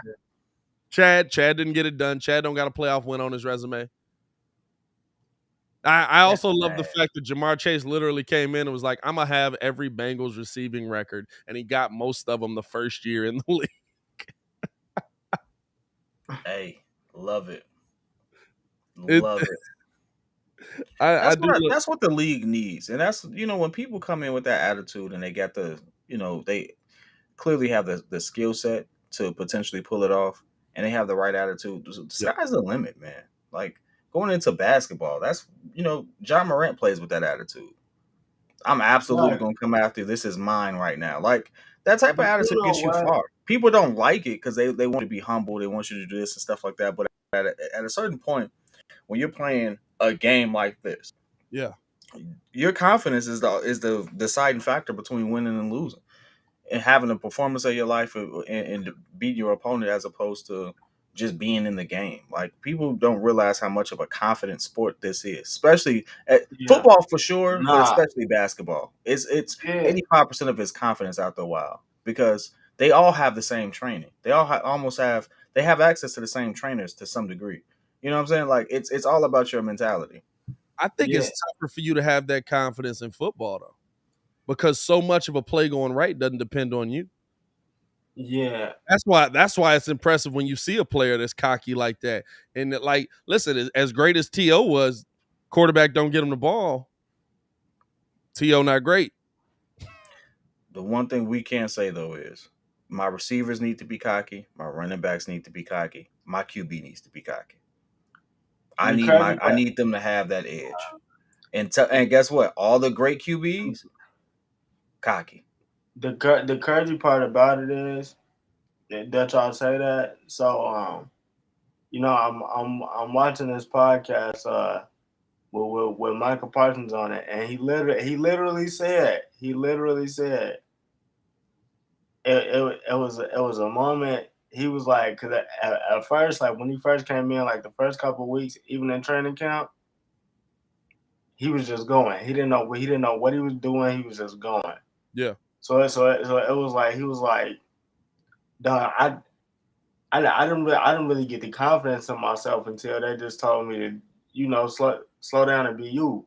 Because he was like, everybody at this level at the time I thought was on my level. If I'm not thinking I'm at least up there or better than them, I've already lost. But see, even on that side, right? Like, Micah can do so much by himself. That's like on the defensive side of the ball, I feel like it's easier even there because like Revis Island. If they throw it to Darrelle Revis, the only person that needs to make a play is Darrelle Revis. Now, but there's a lot of pieces that go into it that help him. But at the end of the day, it's still ball, Revis, stop. At the end of the day, with Michael Parsons, it's still ball, defender, stop. For Joe Burrow to be great, Jamar Chase got to catch the ball. For Joe Burrow to be great, his offensive line got to protect him. For Joe Burrow to be great, he's got to be able to, like, I feel like on the offensive side of the football, being cocky, like we look at it like that's probably the hardest place in sport, especially the quarterback position, to do it. Because you could be as cocky as you want and your receiver can drop a pass. Listen, I watched that game versus the Steelers. Ben Roethlisberger wasn't missing his receivers. They were dropping the ball. No, they was dropping the ball. I'm sitting here. I'm like, Ben's not playing bad in his last game. Ben is slinging right now. Yeah, but I think a lot has to go right. But you can be cocky and confident within your role, and there's nothing wrong with that. And I think that's ultimately what's being said here. Like, yeah, the protection has to be there for you to have the opportunity to throw. But you know what cocky is? That last throw that Derrick Carr had to throw on that last drive that absolutely shouldn't have got there. It shouldn't got there. The angle that he threw it at and stuff like that, it was a heck of a throw. I'll send you the clip. Yeah. If he doesn't have the confidence within himself, that attitude, like, I'm gonna get this there. That play doesn't get extended. They don't even have a chance for him to have that late game turnover, right? Yeah. They don't even have the chance to be in a situation where they can sniff a game-winning drive. And he has the most game-winning drives since 2015. You have to have that. Like, guess what? I can't be cocky. Yeah, all this stuff has to go right, but that's your job. Your job is to sit there and give me that protection. Your job is to run that route. As a QB, I have to be cocky enough to say, hey, this is a tight window, but I absolutely can make this throw. Yeah. And if I don't have that confidence, a lot of plays don't get made. Aaron Rodgers, a lot of people say he's an a-hole. I just think he's confident. And guess what? He has a whole career of making those type of throws. He's cocky as well. Yeah, he has a whole career making those type of throws. I'm not even going to lie. To that point, it's also confidence.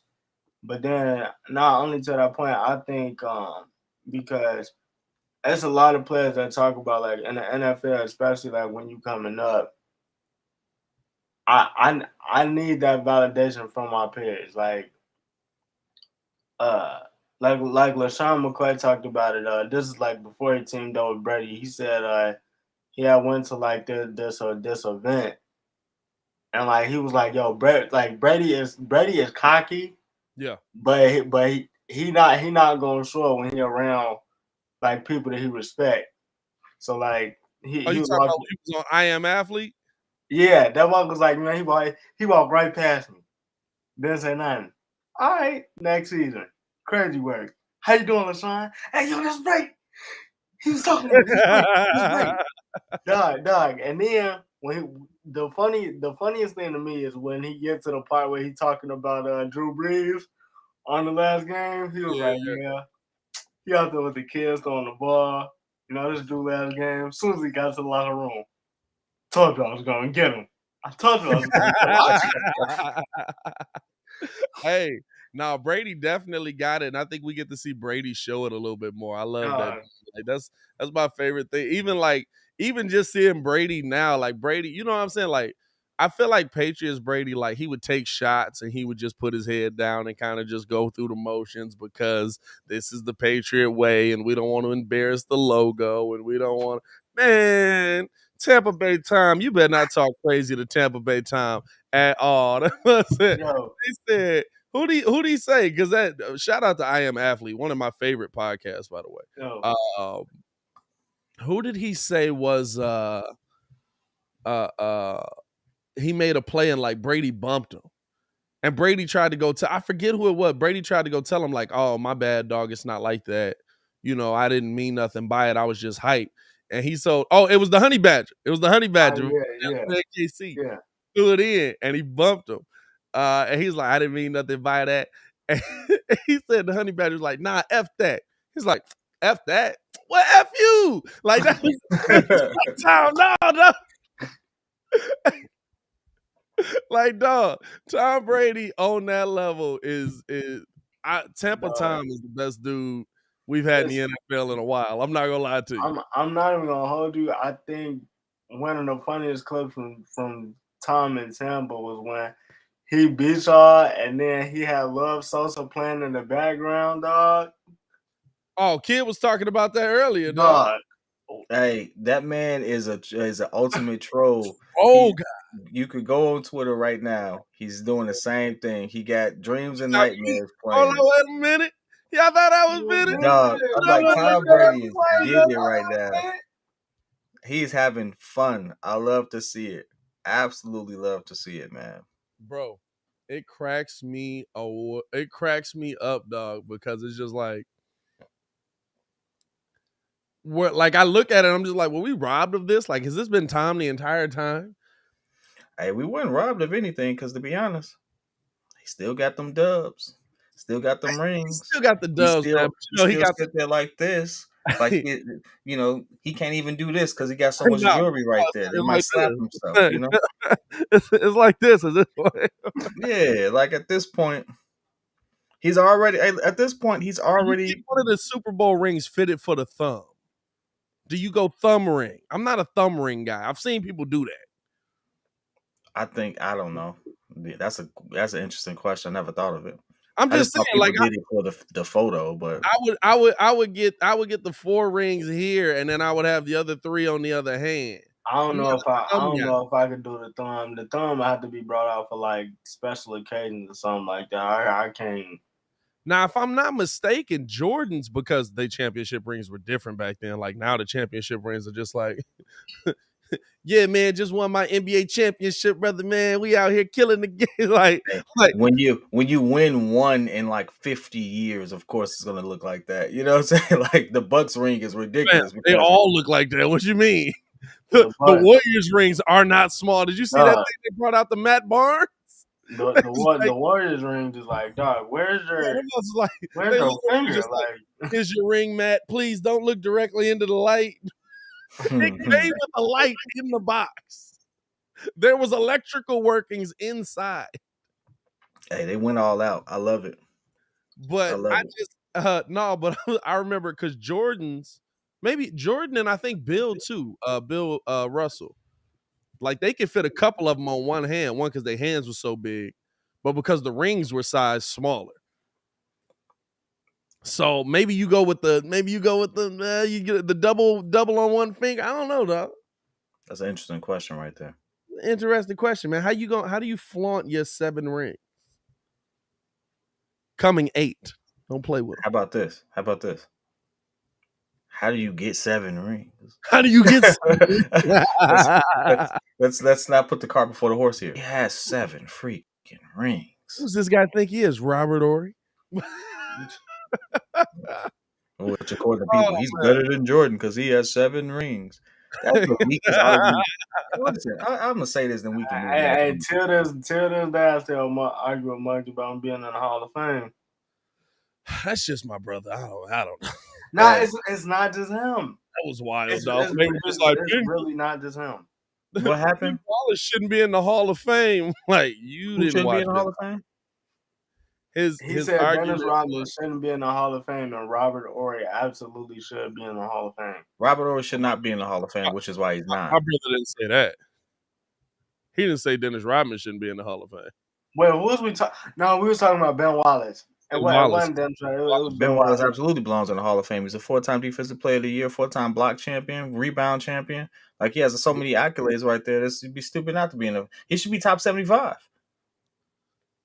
He should be top 75. He has more. Like if you look at Ben Wallace's real resume versus Dwight Howard, he was a better center. We mention that list too often.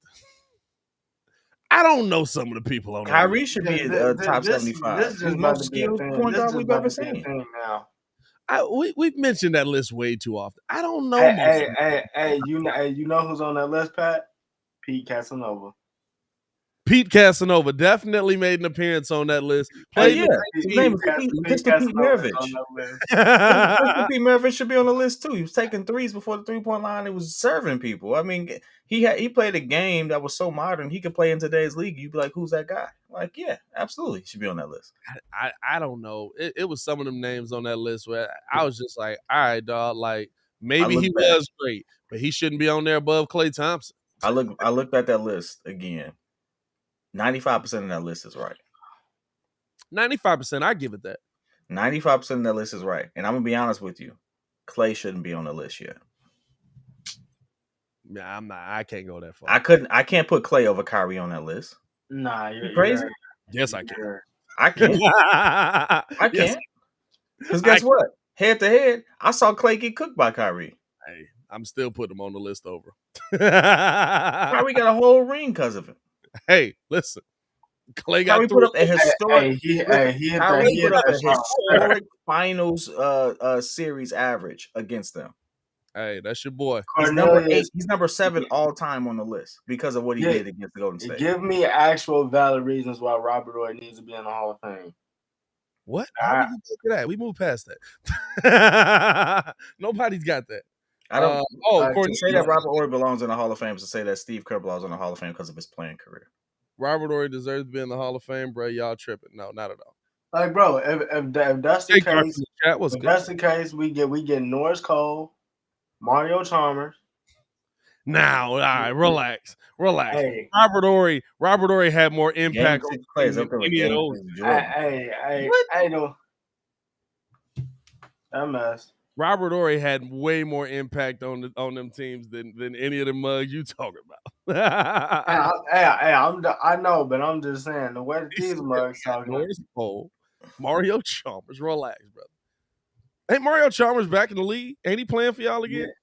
Nah, we had to wait. Oh, y'all cut him, dog. You can't cut him. Don't cut Mario, dog. I mean, yeah, we had to cut Mario. I ain't even gonna lie. Hey, man. Getting back into a little bit of this NFL, man. Y'all horrible. As it's coming horrible down. fan base. Horrible fan base. Miami, just horrible. Y'all the ones losing your minds over a 4-game losing streak. Hey, kid.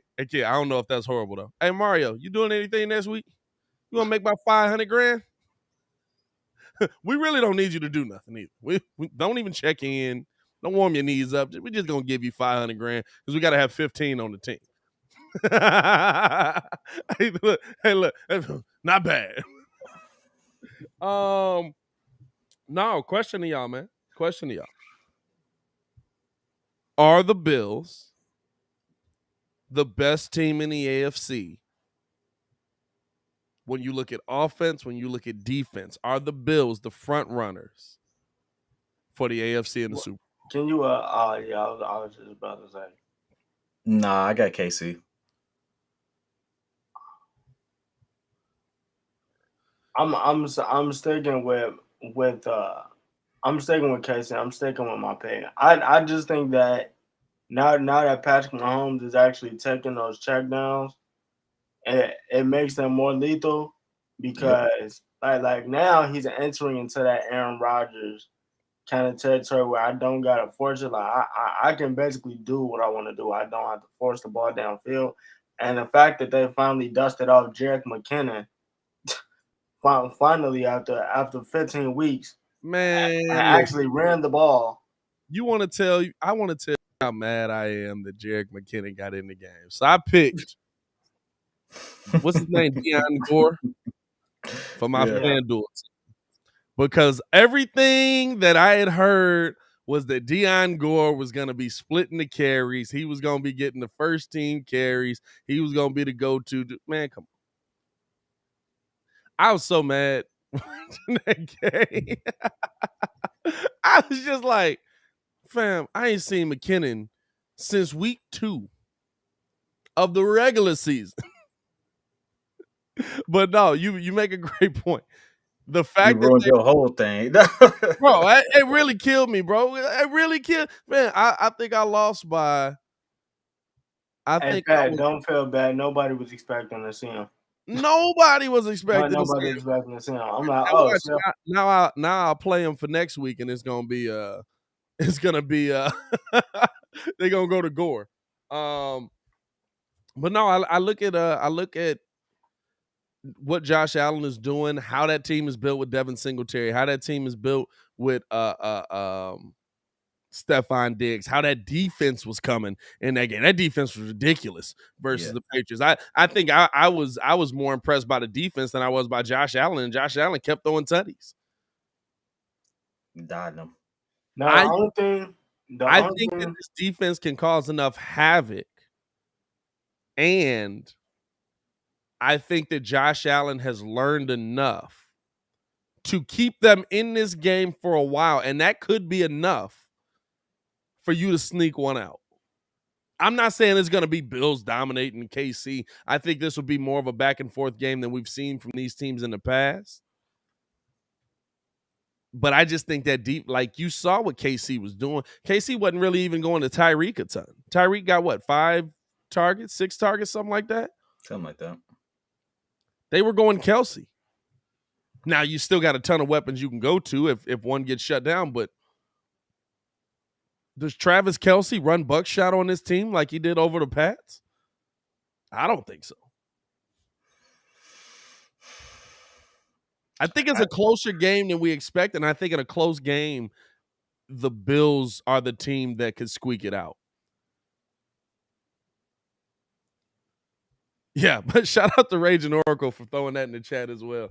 Hey, somebody said this should have been Brian Daboll's pitch to the Chicago Bears when he came in there. Just the play chart: touchdown, touchdown, touchdown, touchdown, touchdown, touchdown, touchdown, touchdown, field goal, take a knee, dub. Hey, Brian, what do you expect to do with Justin Fields? Touchdown, touchdown, touchdown, touchdown, touchdown, touchdown, touchdown, touchdown, field goal, take a knee. How do you plan to execute that? Shall I bring in the tape? You know what? For all the coaches that are being interviewed, I'm kind of really excited about next season. For the Bears? Yeah. hey man, listen, I'm excited, man. I said I'm Brian excited. Daboll, man. Don't do it to I yourself. actually want Brian Flores. Dog. Oh, okay. So this is the thing that me and Pat was talking about, right? I get that he went on an 8-game win streak. With That's Tua. With Tua. With Tua. That is a big factor. With Tua. A Tua, dude that have all you three of seen us Tua's think numbers? Hey, Have you seen him? a dude that all three of us think is not a good quarterback. Oh yeah, no. But dog, how did we get to 1 for 8? I mean, that's with Tua. It works both ways here. Tua was out a couple of games. They were missing Waddle for a good chunk of the season. That's true. It's not a good team, dog. Yeah, it's a bad team. It's not a good team. Nah. Good defense. Horrible, but offense. not a good offense. And you got to have both nowadays. Well, I'll say this. That is the scary part when you talk about Brian Flores. That is the scary part when you think about him coming here is we don't have a good defense. We got a couple nice players. You hope Thomas Graham can be a number 2 for you. But when I'm looking at, like, I don't know what I want. I want him to get the GM right. Honestly, whatever coach the right GM thinks, go get Rick Smith. Hey, I ain't gonna lie to you. I heard y'all might be interviewing. I selfishly don't want Morocco here because I already got the memes talking about, you got the insight on your brother. Hey, kid, you know we about to we know we about to fire him up if he get hired, right? Oh my God. Oh, listen. Listen. I'm all in. I'm bought in, baby. Listen, if we get Rick Smith here, hey, listen. No, I'm not. No. I'm talking about Morocco. Oh no, I don't want him here either. Nah, bro. Nah, he gotta come just for the sole satisfaction of us torturing Pat. Hey, listen, I'm not gonna lie to you. It's I don't when I want to. saw the pic, first off, I'm getting tired of any light skinned dude just being me. Like, but he really He do look like you though, bro. You do look like you though. no, dog. I'm getting tired of every. First off, also I need to lose some weight, but I'm going to run right after this. But I'm getting tired of any light skinned dude. Dag, dog. Dag. Dag, dog. I You know can't keep what I'm you. saying, dog? No, hey, Don't, is that your brother? bro. I'm saying. Dog, that look more like your daddy than your daddy do. What is we talking? I'm getting real tired of any light-skinned dude that pops up being me, dog. Hey, and he's in an orange tie. God dang it, we hired him already. Oh God. Hey, listen, George is like, I like the guy. He looks the part. Just out the orange tie. I like the guy. Oh, hey, Does he I'd go to love church to on get that Sunday? guy in the building. I'd really love to have him here, and I hope that we can get him. Hey, listen, I will say this though.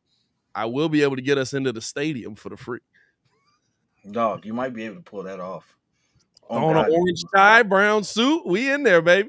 Hey, you throw on some white big frame glasses on him, you look just like this guy. Hey, we need to slap a breeze hat on him and see what happens. Like, Right, I was about to say, do it side by side. Right. Try to get the wow, dog. It's not even. Hey, listen. You know how you can say it's a stretch? It's not even a stretch. Hey, this is the thing, right? You know when somebody says so. I think AD was the first person to send it to me. Yep. You know how when somebody sends you something, hold on, let me do this. Let me move them down. Try and switch it around. So, you know how when somebody sends you something and you look at it and you just be like, "Hey, stop playing. That's cap. Blah blah blah." I saw the picture and I was like, "Hey, we can't hire him." Can't. Hey, I'm never gonna let that one down. We can't hire, buddy. Can't beat that one, dog. He Hey, man, get him out of here. Oh, that got real close. Good Lord. Kid, oh, the waves popping, my boy. Didn't even. Hey, no do rag. And the man said, "Oh, what Ranger Oracle say? Talk to your pops, man. Get up out of here, dog." Hey, mama, were you in Indianapolis around 93, 94? What's going on with that? I mean, you also got to consider the fact that you look like Al B. Shore, too. You know, it's not looking good for you, Pat. You look like everybody but. I just become the dudes Pat looks like show. You started it. Hey, that's because I can't let Buddy in. He cannot enter this building. But I want Rick Smith though. I really want Rick Smith. I really like. Bring on Rick Smith. Bring on your boy Deshaun. I want Deshaun. I do got a question though. So don't ask me, because if you sit there and say, "Would I give up Justin Fields for Deshaun Watson?" and a heartbeat fights on Sunday, send them packing. Deuces. I send you the Justin. Hey, listen. Giants need Ringo wasn't even gonna ask that. Kid just wanted to get it out there that he wanted. There you go. Talk to him. Long as you know. Hey, I know what's going on. Nah, but Mike Mayock, because the Raiders are saying that they're definitely gonna fire Mike Mayock. And any chance you probably bring him in? Nope, don't want him. I wouldn't be mad at Mike Mayock. Now I'm not gonna lie. I mean, he's selling. I mean, good Lord. I wouldn't be mad at Mike Mayock, because I think they got rid of Mike Mayock just to like. To me, now here's the thing, right? Did they get rid of him because they found some emails on him as well? But nah, I think that was just, to me personally, I think it was just to get rid of, because I think they just wanted change. Yeah. I think they just wanted change. I think they just wanted to clean house. They probably fired Mike because of the whole Gruden thing, bringing Gruden in, blah, blah, which, by the way, was the owner's decision to bring Gruden in, not Mike Mayock's. I think Mike Mayock has done pretty well in the draft. I think Mike Mayock has done pretty well actually building. I mean, Mike Mayock drafted Khalil Mack, if I'm not mistaken, right? No, but he did get you Max Crosby. Jesus. Did No, did get you Max Crosby. got you, Max Did Crosby. get Edwards. Did get Renfro. Yeah, So I mean, he been kind of decent. That just ain't ever. it's. I'll take a I look. don't know. I need to know why they fired him. Like, just to make change don't make sense to me. No, I feel like they fired him because he was part of that. He was part of the John Gruden. You feel me? It was kind of a package there. I don't think they had anything on him. He was Gruden's guy because they hired. Yeah, you know what I'm saying? They hired Gruden before they hired Mayock. Like, Gruden was the one that said, "Go get him." Right. He's already fired. But yeah, I definitely take a look because I mean, look, he had to. He basically took down the whole team, traded everybody. We didn't know where they was going. Playoff appearance. He put a solid team around him. Now, at the end of the day, like the team had to execute, but he's put together great pieces. Did he give up too much for what it's worth, though? What do you mean? He got a first. What did he get? A first for Amari Cooper, which is wild to get a first for a wide receiver. Got a first for Amari Cooper, but First for Khalil Mack, I think. First for Khalil Mack. Couple. But having Amari Cooper on that team probably makes a difference Saturday. Because let's be real. Let's be real. How the Raiders evaluate talent is literally just, oh, son, pretty fast there. What are you running? About a 4.3? Yeah, coach run about a 4.3. Oh, okay, about 4.3. It's pretty good, man. It's pretty good. That's all I need to hear. What are you, about 6'5"? Hey, nah, he about 6'5". Hey, that's all I need to hear, man. Don't worry about Coach, I have problems catching the ball. Nah, we don't need you to catch. Don't worry about that. I didn't even hear you say that. What are you talking about? Coach, I've also got a couple of cases pending. Nah, I'm not worried about that. What are you talking about? I didn't hear any of that. All I heard was 4.3, 6'5". None of them receivers can catch. None of their receivers can. Derrick Carr is getting sold out there. hey, nah, we can't disrespect Hunter Renfro and Darren That's Waller. the only one. That's and the only guy. Quick enough to do nothing. Not Darren Waller? No. Darren Waller was all in that playoff game, bro. Come on, bro. Derek Carr was throwing dots. I was watching this man the whole first half, just like, fam, he got no help. Fam, he is throwing it to a bunch of dudes that are creative players on Madden. So does that mean that Derek Carr, the slander on Derek Carr, is absolutely unwarranted? No, because we just talked about how back up now, back up, hold on, back up. You coming on a little too strong. Coming on a little too strong, baby. No, wait, time out. Come on a little too strong. Derek Carr is absolutely the reason you was that Vegas even sniffed the playoffs. Because I don't know not one other person you could sit there and say that actually made it possible. Name one. I'm gonna let you rock. Name. Say it was a Renfro, and I'm gonna sit there and say who threw the ball to him. Wasn't you the person? Didn't you say? What did you say? Derek Carr was elite. I've always said Derek Carr was elite. He said Derek Carr. If he said if you swap Derek Carr with somebody. Yeah, it was Aaron Rodgers. It was a dumb take. It was a dumb take. Okay.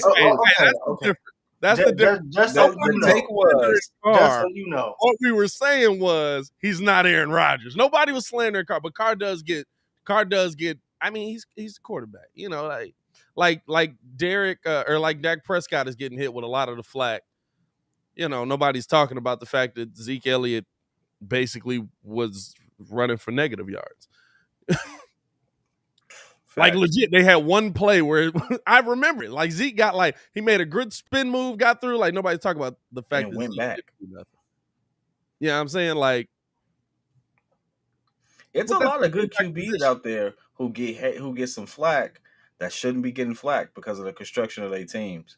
And it's a lot of good QBs out there who get a lot of undue praise because of the construction of that, because we ignore the construction of their teams. That's what that's the whole thing here. Yeah. Now I was definitely stupid for saying that Derek Carr could do what Aaron Rodgers does.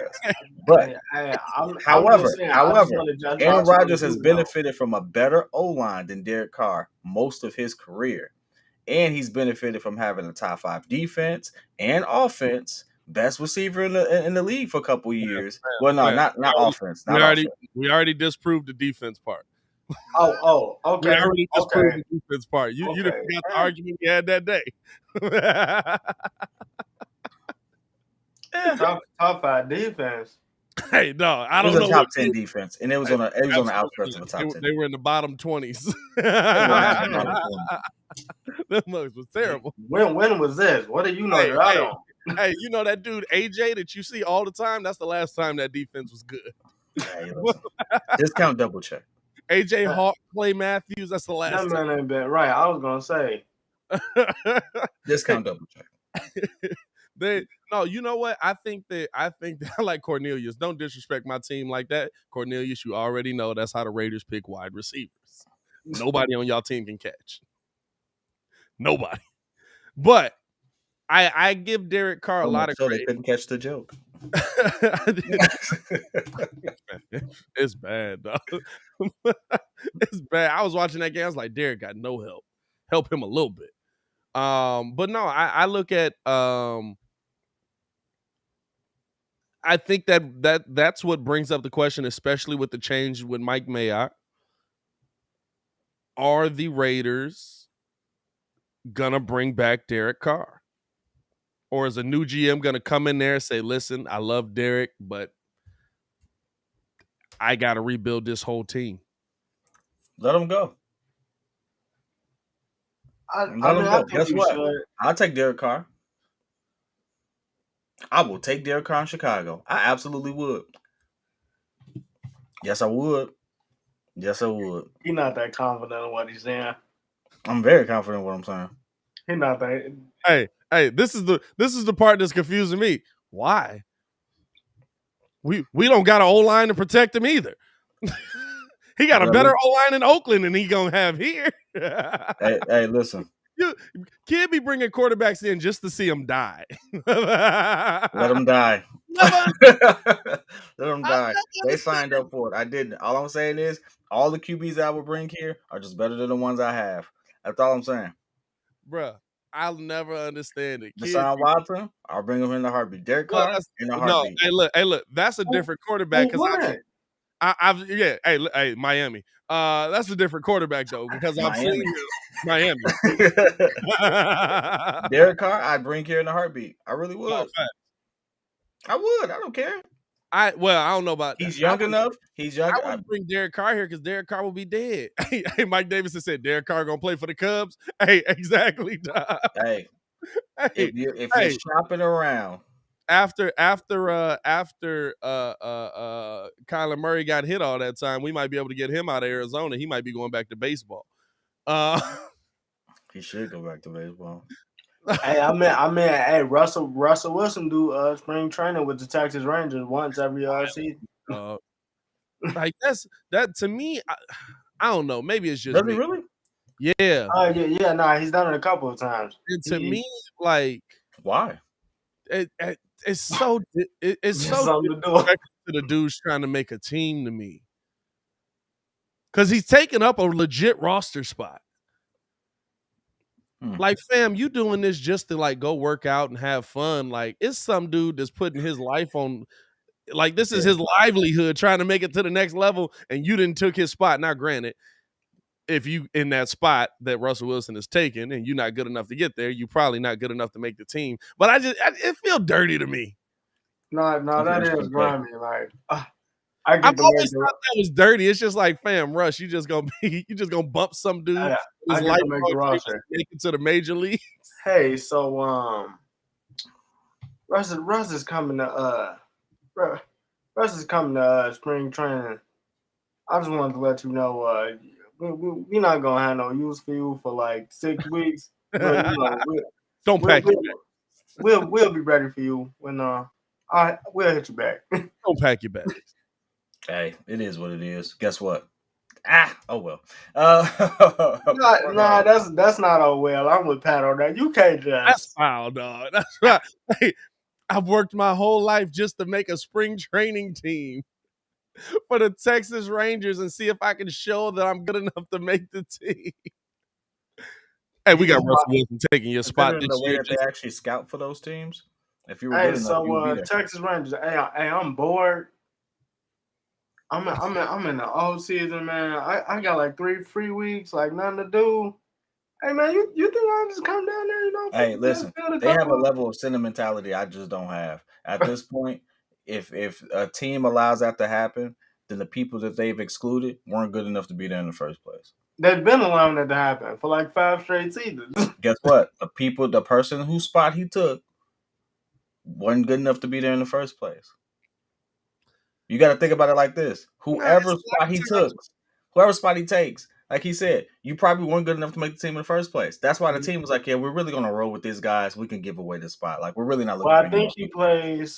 he plays shortstop and left field, I believe, Yeah, something like that. or Well, center. the thing is, like, well, he normally just play left field because he's not gonna actually risk doing anything to get hurt. But the thing is, like, you don't know what a dude is until you get him to spring training a lot of times.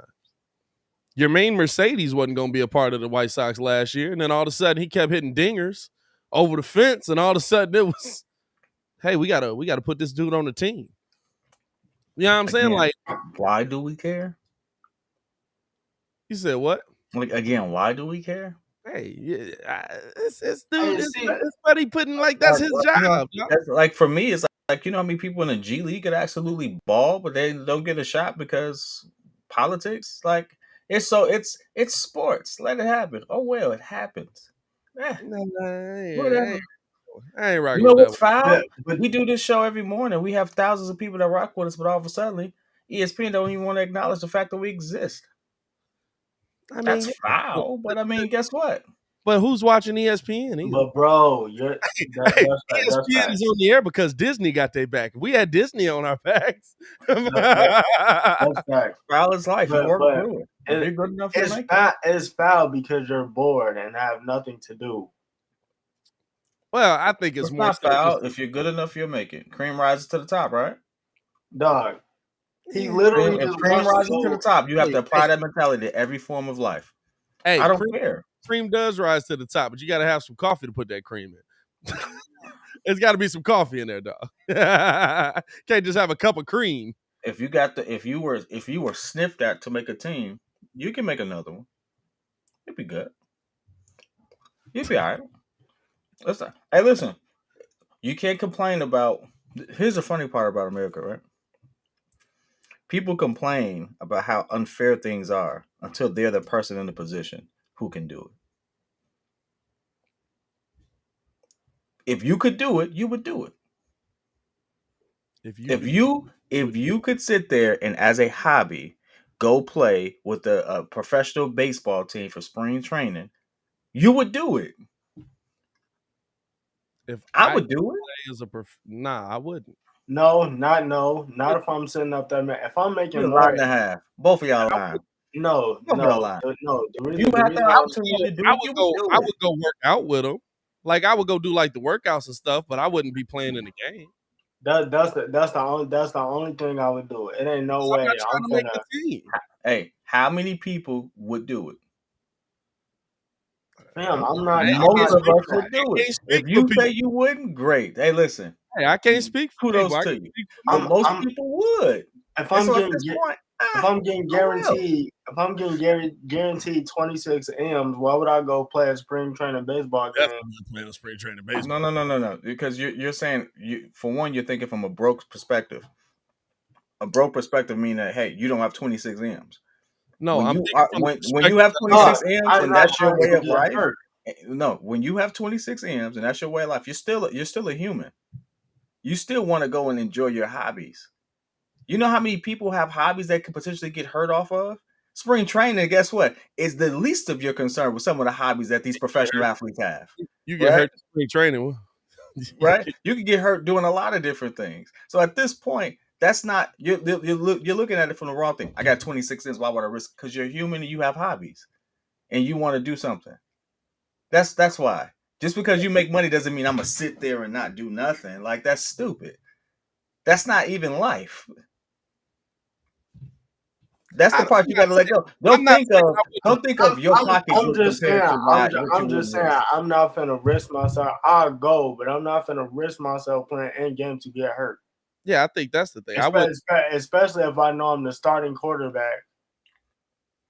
Do you know how many professional athletes are gentlemen race car drivers? Dog, Do you know you can lose your life race car driving? let me break it down to you like this, right?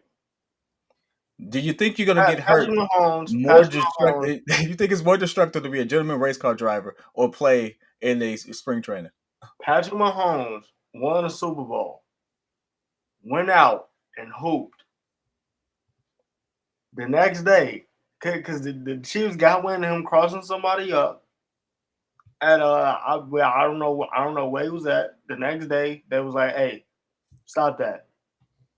You can't do that." Somehow that don't feel right. I think that's the more interesting part of the story, though. Patrick Mahomes crossed somebody up. That's the more interesting. It's video on there. It's video. Lamar Jackson working out, playing football on the what was he? He's playing football outside. That too, though. The Ravens fined him for that. The Ravens fined him for it. Hey man, someone It's got not hurt. life, dog. It's not life. Hey, But guess what? it's You play video spring out there. training. You're in a Them professional homies environment with professional staff members, with a professional medical staff on hand. Guess what? You're as protected as you can be. Nah, That's but probably the best situation if you're going to do something recreational. Contract, though. Say what? There's a lot of players that got that in their contract, though. Like, It's probably the best situation to be in if you're gonna have something as a hobby. Like, to be in a situation where there's a professional medical staff on hand. Yeah, but like, well, with baseball, it, like I said, if you get hurt playing baseball, you were meant to get hurt, because if you, especially at spring training, you shouldn't be doing too much moving. It still boggles my mind to this day how freaking Eli got hurt. He was gonna get hurt too much. He was gonna get hurt. You know what I'm saying? Like, he Samurai J said, "I can't take advice from the dinosaur guy." I can't take advice from a guy that's watching me on a VR headset. Like, he could be sitting there just enjoying regular life, but he's sitting there with the headset on, sitting there, oh my god, like I can't do that. Hey, can't try to get him back for the. Hey, that's a good joke, Samurai J. Shout out to you, dog. Oh man, clearly in the back, Jurassic Park. Hey, dog. Loved it. I screenshotted this joint. Let me send this one to the group chat, because I clearly big dumb Jurassic Park patch on Shorty chest right there. Kid, like, it's a real dinosaur. China's now, out here. Now I gotta send them the report of the actual dinosaurs that they've been experimenting with, and I'm gonna tell you this right now: they're trying to bring a real Jurassic Park. Hey, kid. Hey, you gotta hold. They're trying to bring a real Jurassic Park. You gotta hold that. You know why? Because he scoured the internet to find that clip. I'm gonna hold it. But guess what? He wasted a good 7 minutes, dog. The truth is stranger than fiction, dog. Truth is stranger than fiction. That mess has me dying, bro. And then hold up, why is it in? Why do you think it's in China though? Just because the dude holding the dinosaur is Chinese? No, it actually is over there. Oh, is it actually in China? It actually is over there. Oh man. What did Oracle say? Piano players shouldn't thumb wrestle. Well, yeah, probably not. Random, I don't know. But you don't get the analogy? Their careers with their hands, so they shouldn't thumb wrestle to hurt them. You ever seen how a pianist takes care of their hands? They don't play. They don't do nothing. Ain't no outside sports. Ain't no nothing. They sit there and they play piano. That's what they are serious about that. Nah, man, we appreciate y'all for rocking with us this early morning. Well, we got 8:03 right now. Shout out to y'all, man. We got about an hour left on the show. Appreciate y'all showing this love, pulling up with us here on this early morning. Let's touch on a little bit of NBA, boys. Let's touch on a little bit of NBA. We saw over the weekend Some tough injury news come through on the part of Kevin Durant. Going to be out 4 to 6 weeks. We've seen the Bulls go through their injury issues that they continue to go through right now as they still sit atop the East. We're starting to see some of these injuries on teams. Miami's still dealing with injury issues that they've been dealing with all year. Bam came back last night though. Hey, is Morris back? Is Morris back out?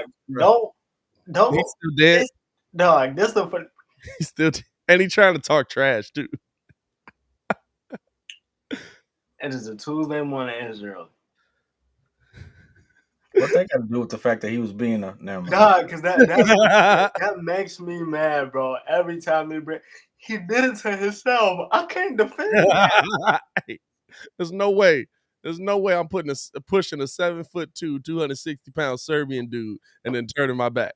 I'll never understand it. It's his fault. I'll never understand it. And then, hey, listen. Tony Bradley didn't turn his back last night when Steven Adams carried a grown man away. Picked him up and carried him clean across the room. Anyway, so we was talking about this last night, but before we continue. Yeah. Because it's on par. Is Tony Bradley, just because of that, getting into Cristiano Felicio territory? No, Tony Bradley's useful on the court. Tony Bradley defensively is useful on the court. Cristiano Felicio was never useful. I will say this, though. If another grown man that walked up and picked me up, I got to swing off you off principle. Now, I'm probably not swinging on Steven Adams, but somebody got to get swung on. Dog. I'm not swinging on Steven Adams because I feel like Steven Adams is that good of a guy. I think I really think we're blowing that up a little bit. He's so nice. No, but listen, bro. It's the fact that you got picked. Like he picked him up and placed him at the scores. It was like, okay, you chill, young man. You keep it cool. No, that's funny. No, but just looking at the injury issues in the NBA, a lot of teams starting to go through them. Now it's not just COVID anymore. Now it's piling up with some real injuries. How does this shape the Eastern Conference and the Western Conference moving forward, especially the East with Kevin Durant going down? We saw that, and the Bulls playing Cleveland coming up here. Cleveland, nothing to shake a stick at, but we saw that Cleveland team do a good job of handling Brooklyn. I mean, for the most part, Kyrie got his buckets, but other than that, it was Cleveland pretty much in control for a good chunk of that game there.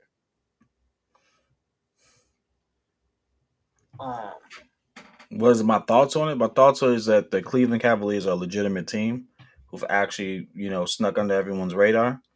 And now we see what they're capable of and they're clicking. You just have to be more mindful of them. The East is very close. The top 6 teams all have relatively the same amount of wins, 27 wins if you look at it.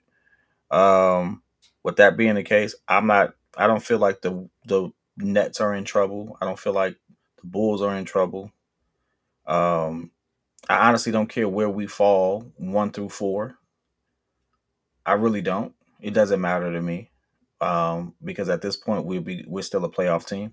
Yeah. And we're still top in our conference. And so, I expect a tough injury from KD, but it was an MCL sprain, not a tear, so that's a good thing. So rest. It's big. 4 to 6 weeks for KD. Rest would be good. What's scary is that this could be an opportunity for James Harden to really pick up his offensive game because he's going to be absolutely carrying it. And James Harden has the ability to carry a team. So we could be seeing the best of James Harden coming out for the next 4 to 6 weeks. And hopefully that translates to them having a really nice turnaround because I want to see Bulls and Nets in the ECF. That's what I want to see. So yeah. Well, I just think it gives teams an opportunity to move up here. You know what I'm saying? You said there's gonna be everybody in the East is close. Milwaukee right now 27-19. Cleveland right now 27-18. Brooklyn right now 27-16. Miami 28-16. Bulls 27-15. I think this is a moment where we see Milwaukee start to move up as they're starting to get a little more healthy. Milwaukee's been losing some games though. I'm not gonna lie. Milwaukee's been losing some games, but they played some games there without Giannis as well. You know what I'm saying? They played a little bit of time there without Giannis. Surprisingly, they lost to the Hawks last night. I was shocked by that. Dog, Trae Young. Trey was pulling that joint. Yeah, Trey had a day. Trey was what did he end up with? 48 on that? Ooh, But I think close you can see Milwaukee start to move up. I think Washington's starting to get it together because Kyle Kuzma's figured out who he wants to be as a player, which thank God he figured out, hey, I'm 6'10". Maybe if I stay around this basket. Hey, Montrezl in Harrell. the basket. Montrezl Harrell hit KCP one time. He said, "You gonna give me this ball?" And after that, them boys been hooping, I guess. Hey, them hey, did Philly dirty. Did Embiid dirty last night. Dog. Hey, I don't know what KCP thought. KCP is absolutely second fiddle when it comes to that team. Oh, fourth fiddle. He ain't even second fiddle. KCP's not even on the fiddle. What are we talking about here? KCP didn't have a fiddle. But no, I'm looking at the teams that are going through injury. Now the Bulls starting to come out of it. They get Caruso back Wednesday. But the Nets don't have an easy schedule coming up here. The Nets are coming through where they got the Spurs, Timberwolves, Lakers, Nuggets, Warriors, Suns, Kings, Jazz, Nuggets again, Celtics. They got a tough stretch coming up here. You could see Brooklyn fall a long way, in my opinion. You could absolutely see Brooklyn start to fall in this Eastern Conference with the loss of Kevin Durant. Because just like I said the other day when the Bulls took that L, that without Alex Caruso, without Javante, without all those guys, you're not a championship squad. This isn't a championship roster. Mm-hmm. The Brooklyn Nets without Kevin Durant are not a championship roster. Oh no, yeah, most definitely. And that's just a fact. I mean, for me, the only reason why I feel like this is a problem is because like the Heat, if you look at it, we're a half game back, but then it's like you still got two, like you beat the Nets, which is cool in the season series. You still got two games against Milwaukee. I mean, well, not actually three. I don't know when. The Bulls ain't played Milwaukee yet this season. Yeah, they haven't played Milwaukee. We played them what? We played them 4 times, right? Because they in our division, which I be forgetting divisions as a thing in basketball. Yeah, not us done. It's like I honestly, I don't know.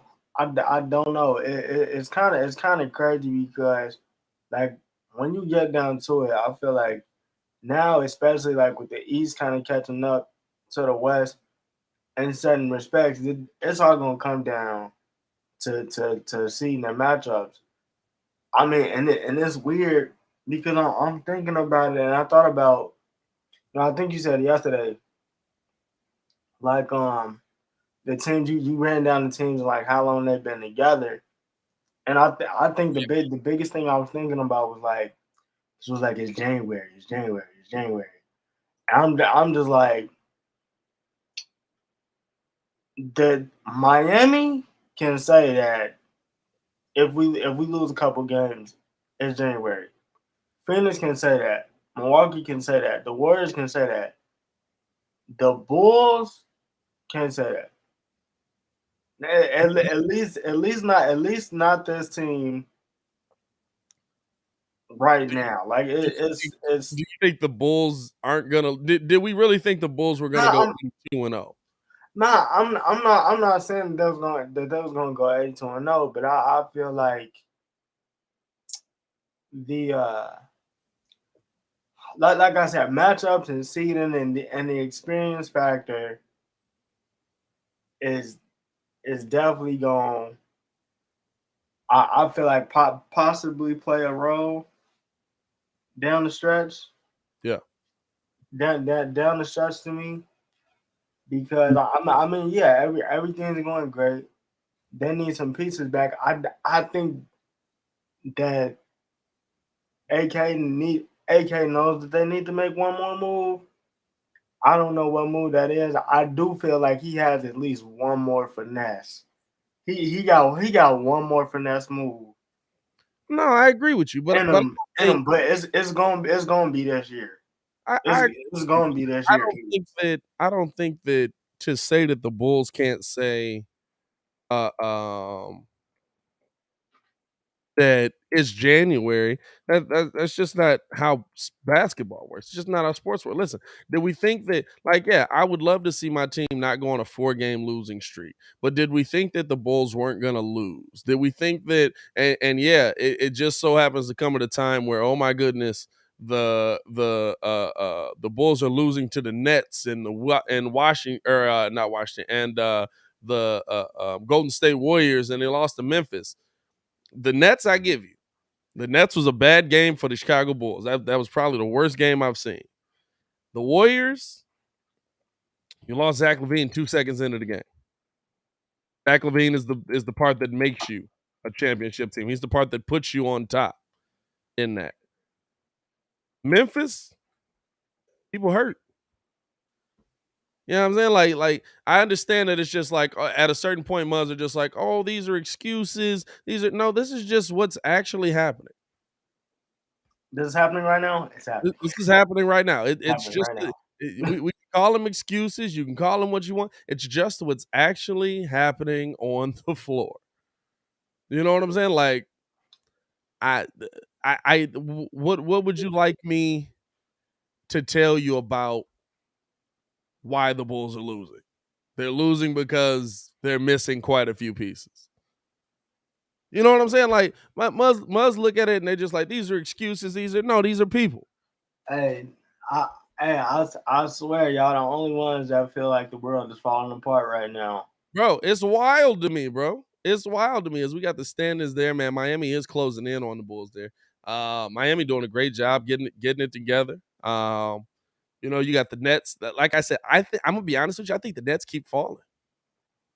I think the Nets No, keep falling. hey, I'm gonna say this. You see that 4-5 matchup. Yeah. I think that's our best case. Back in a full suit. If the, I'm out. I'm over it, bro. Got to get to it. But hey, listen, I didn't have a chance to actually press the shirt, so I'm throwing a jacket. But I got clients afterwards, man. Hey, listen, He just full fledged like fresh and my swag so official. you gotta hit the brush again because I ain't hit the brush again.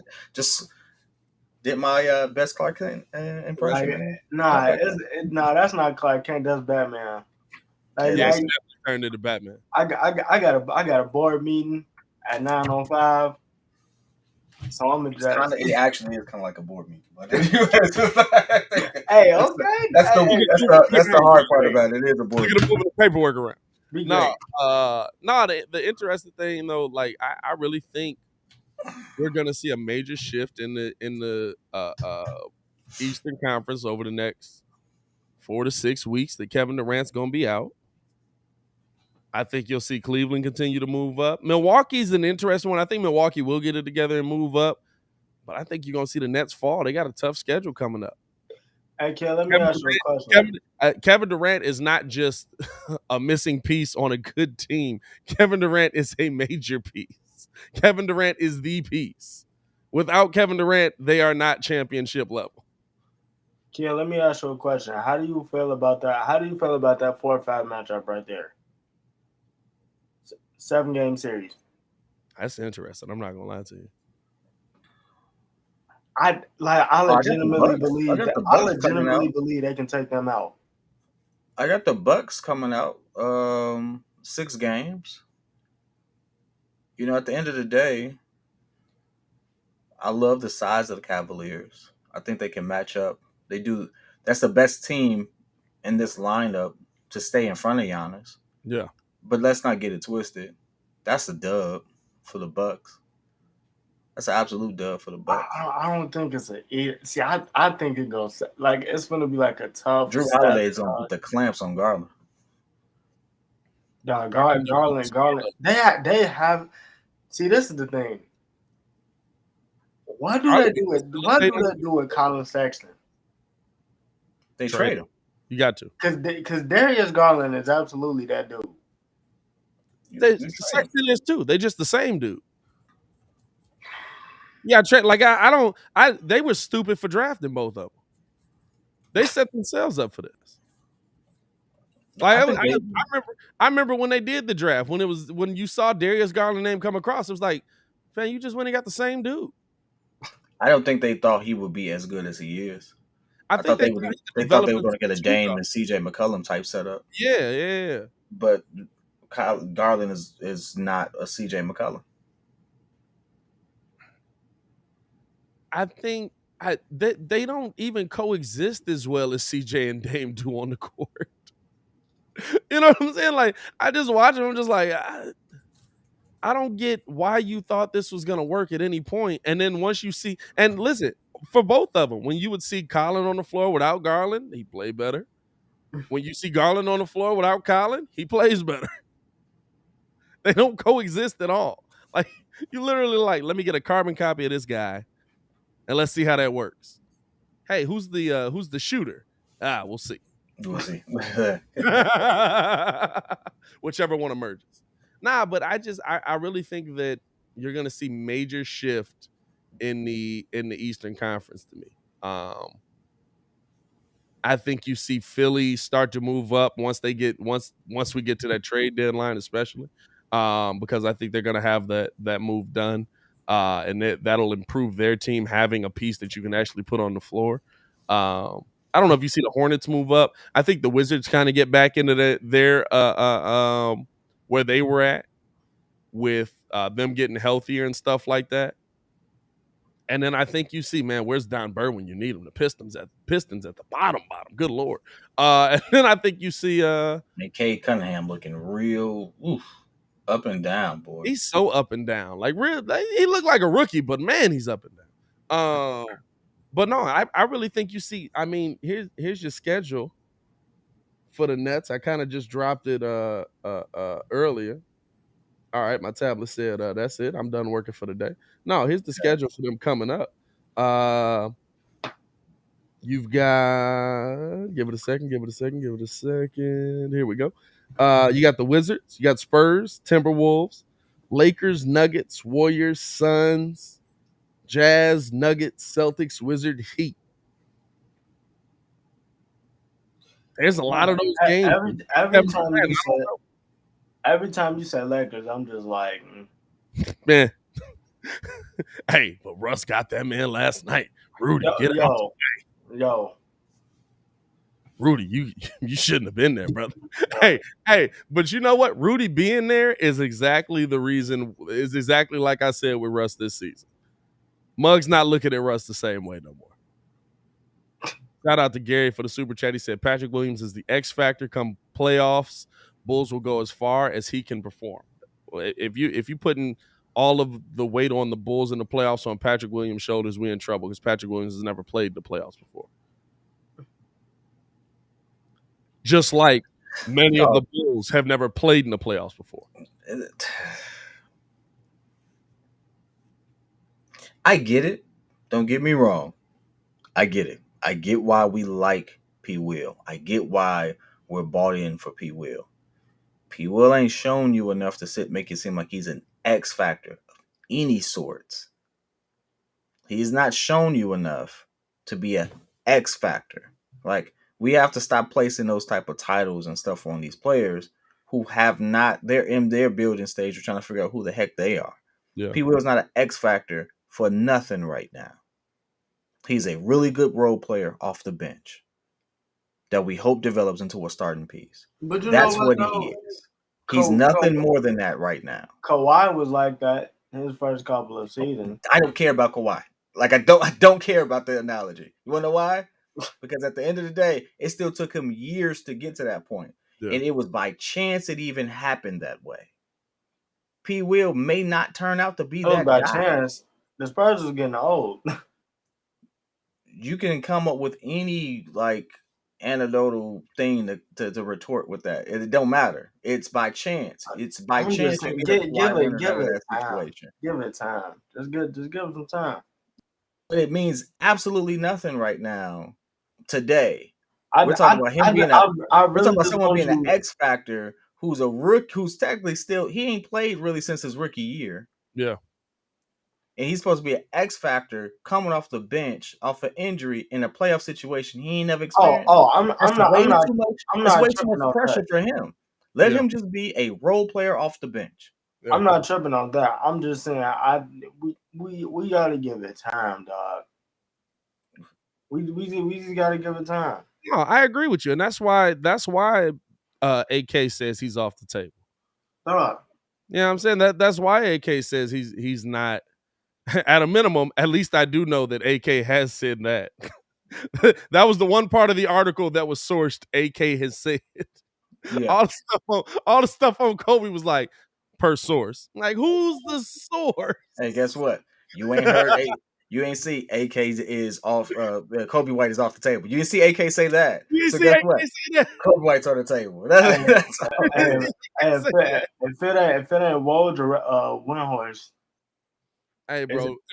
You know what? It'd be cracking me up though, because like when you look at a lot of this stuff, when you look at a lot of these articles and stuff like that, like you really got to be careful because it'll get like, oh, this is being reported because it's on Bleacher Report or because it's on the Score app or because it's on like a lot of these different apps that have credibility, not to take credibility away from them, but these mugs don't be like legit reporters a lot of times. These mugs be mugs that are doing what we do, but they just type it out. So it'd be like, all right, well, that's cool. Like, who's your source? Or who are you writing this based off of? Or what story did you hear that now you're reacting to? Like, a lot of those articles are good. But when it just be like, Kobe White's off the table per source, and it's like, all right, who's Kobe White is off the table. I want them to trade. I can't say I want them to trade P.kidd. That's me. Kobe White is off the table. That's me. P.kidd is the one writing the article. P.kidd don't want to get traded, so he writing the article for himself. Hey, dog. That's how they be. Fam, what if a player did that? What if a player set it up, just started releasing information, just hey, per source, the dude on the team. If they just stop using their burners, they start using it. It's just straight burner accounts. You know what? I wouldn't even be mad if someone did that. You said what? I wouldn't even be mad if someone did that. You wanna know why? It just goes to show how stupid media can be. Like if a player just put out a bunch of fake stuff just to stir up some drama. Oh, I wouldn't be mad at that. I think players do that all the time. Nah, they do. I think players already do that. Kobe has a chance to fill Zach's shoes. He's not doing it right now. You know what? You know who has a chance to fill? You know who has a chance to really make a name for themselves right now? It's early. I'm not doing this. Ayo has a chance to make a name for himself that Kobe White should be taking. That he's not taking. Ayo is contributing on multiple sides of the floor. He's well, it's only two, but anyway, he's contributing on defense. He's contributing on offense in a way and special teams that nobody else is doing. And listen, he's kicking and receiving. Anyway, like. Right now, you look at those games, he's sticking the best player consistently. He's on it. All the best guards, he's sticking. You're rook. He was on the job yesterday. Zach been out though. Said what? Kobe hasn't had a bad game since Zach been out. But he ain't had Ayo games. Two straight double doubles. Yeah, but look at compare the two. I mean, like if you're not gonna move off P.kidd and you were gonna move off somebody. I'm not moving off Ayo because Ayo gives me more. Well, I wouldn't move off and he can shoot just as well. Nah, if y'all give up Ayo, that'll be the dumbest decision. Giving up Kobe is an easy give up when you see what Ayo was doing. It's because it's the same thing as with running backs. You know what I'm saying? When we saw Khalil Herbert come up, made David Montgomery's contract go down dramatically. like, oh, what I'm gonna offer him is not gonna be the same. You know what I'm saying? Like, I think that it speaks to the Bulls' depth. Now, you do got to get a piece. You do got to find a way to get a piece, and Kobe's the most enticing piece to move on from. It is that, but Move the heck on from. I don't know if it's that. You know To what I'm saying? move the Hey, heck on. Tony Bradley is absolutely the bag of chips, though. Yeah, no, Tony Bradley's a make the money work guy. Anyway, Tony Bradley. you're probably not moving on from Tony Bradley because you need a bench big. Your bench big isn't supposed to be amazing. No, Like, listen. you need Tony a bench big. Bradley is what the Connect was for the Xbox. You either get the Xbox with the Connect, or we just gonna throw the Connect in for free. Like,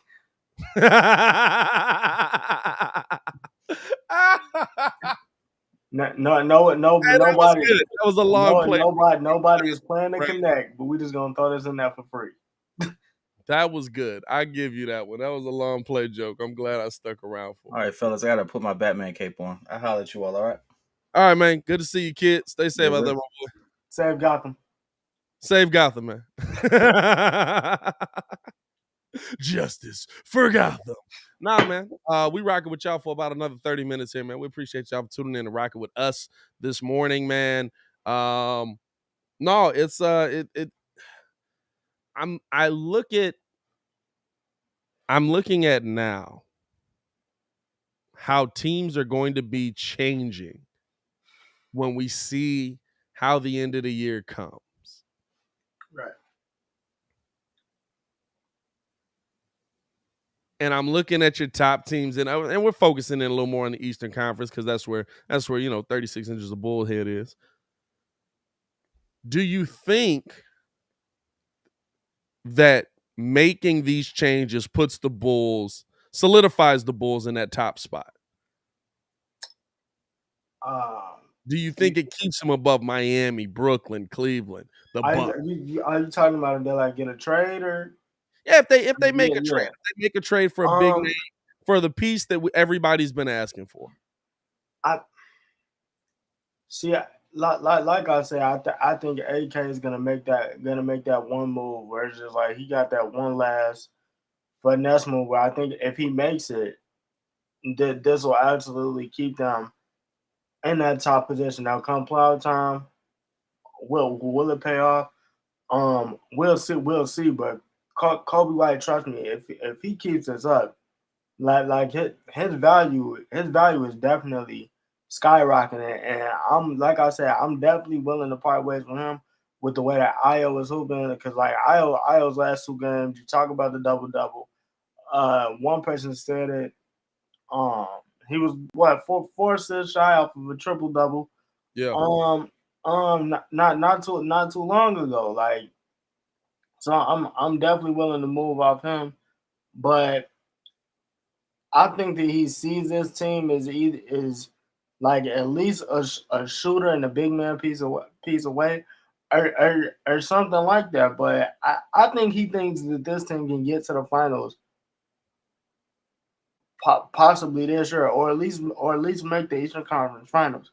Because right now, the narrative is changing on the Bulls where, and I think not Stan Van Gundy said yesterday. Bulls get killed in the media for getting DeMar DeRozan. You turn that around to now it's a nice story, but now you turn it from it's a nice story to okay, the Bulls is number one in the East. How do we keep that to number one in the East? But not only that, now let's make a run and like let these mugs know that we serious. And that's the part that's the part that you have to ask yourself, or AK has to ask himself, honestly, not me. That's the part that AK has to ask himself. How do I get this team to the point where the Bulls aren't getting killed in the paint? How do I get this team to the point where, how do I make this move? Is Kobe enticing enough for a team? What team is that? To me, Indiana is a good team, but is Indiana going to trade Miles Turner or somebody like that in conference? And Is Kobe White enough for that piece that you need to bring back by himself? Probably not. You know what I'm saying? Probably not.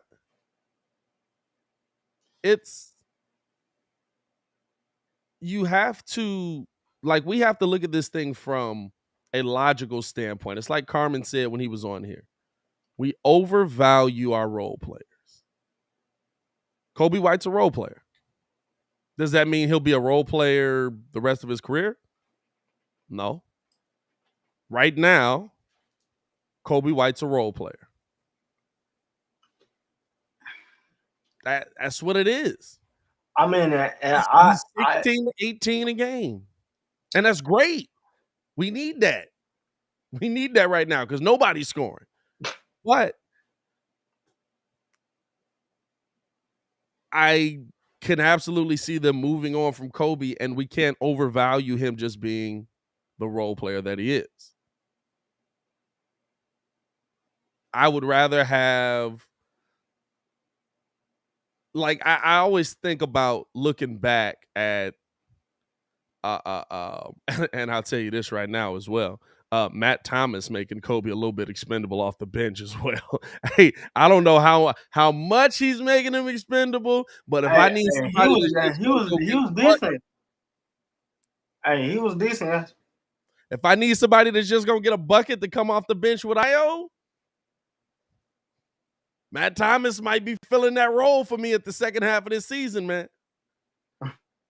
Matt Thomas might be filling that role in the second half of this season, but I just look at I'm looking at this from a logical standpoint.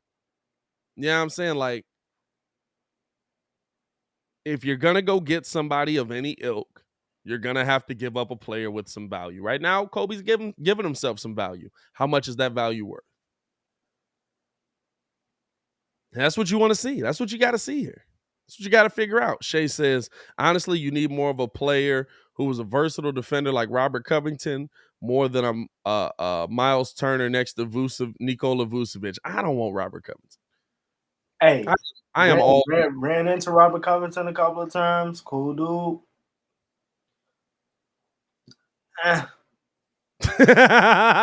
And that's all I say about that. You know, I mean, he a cool dude. Ran into him a couple of times. You feel me?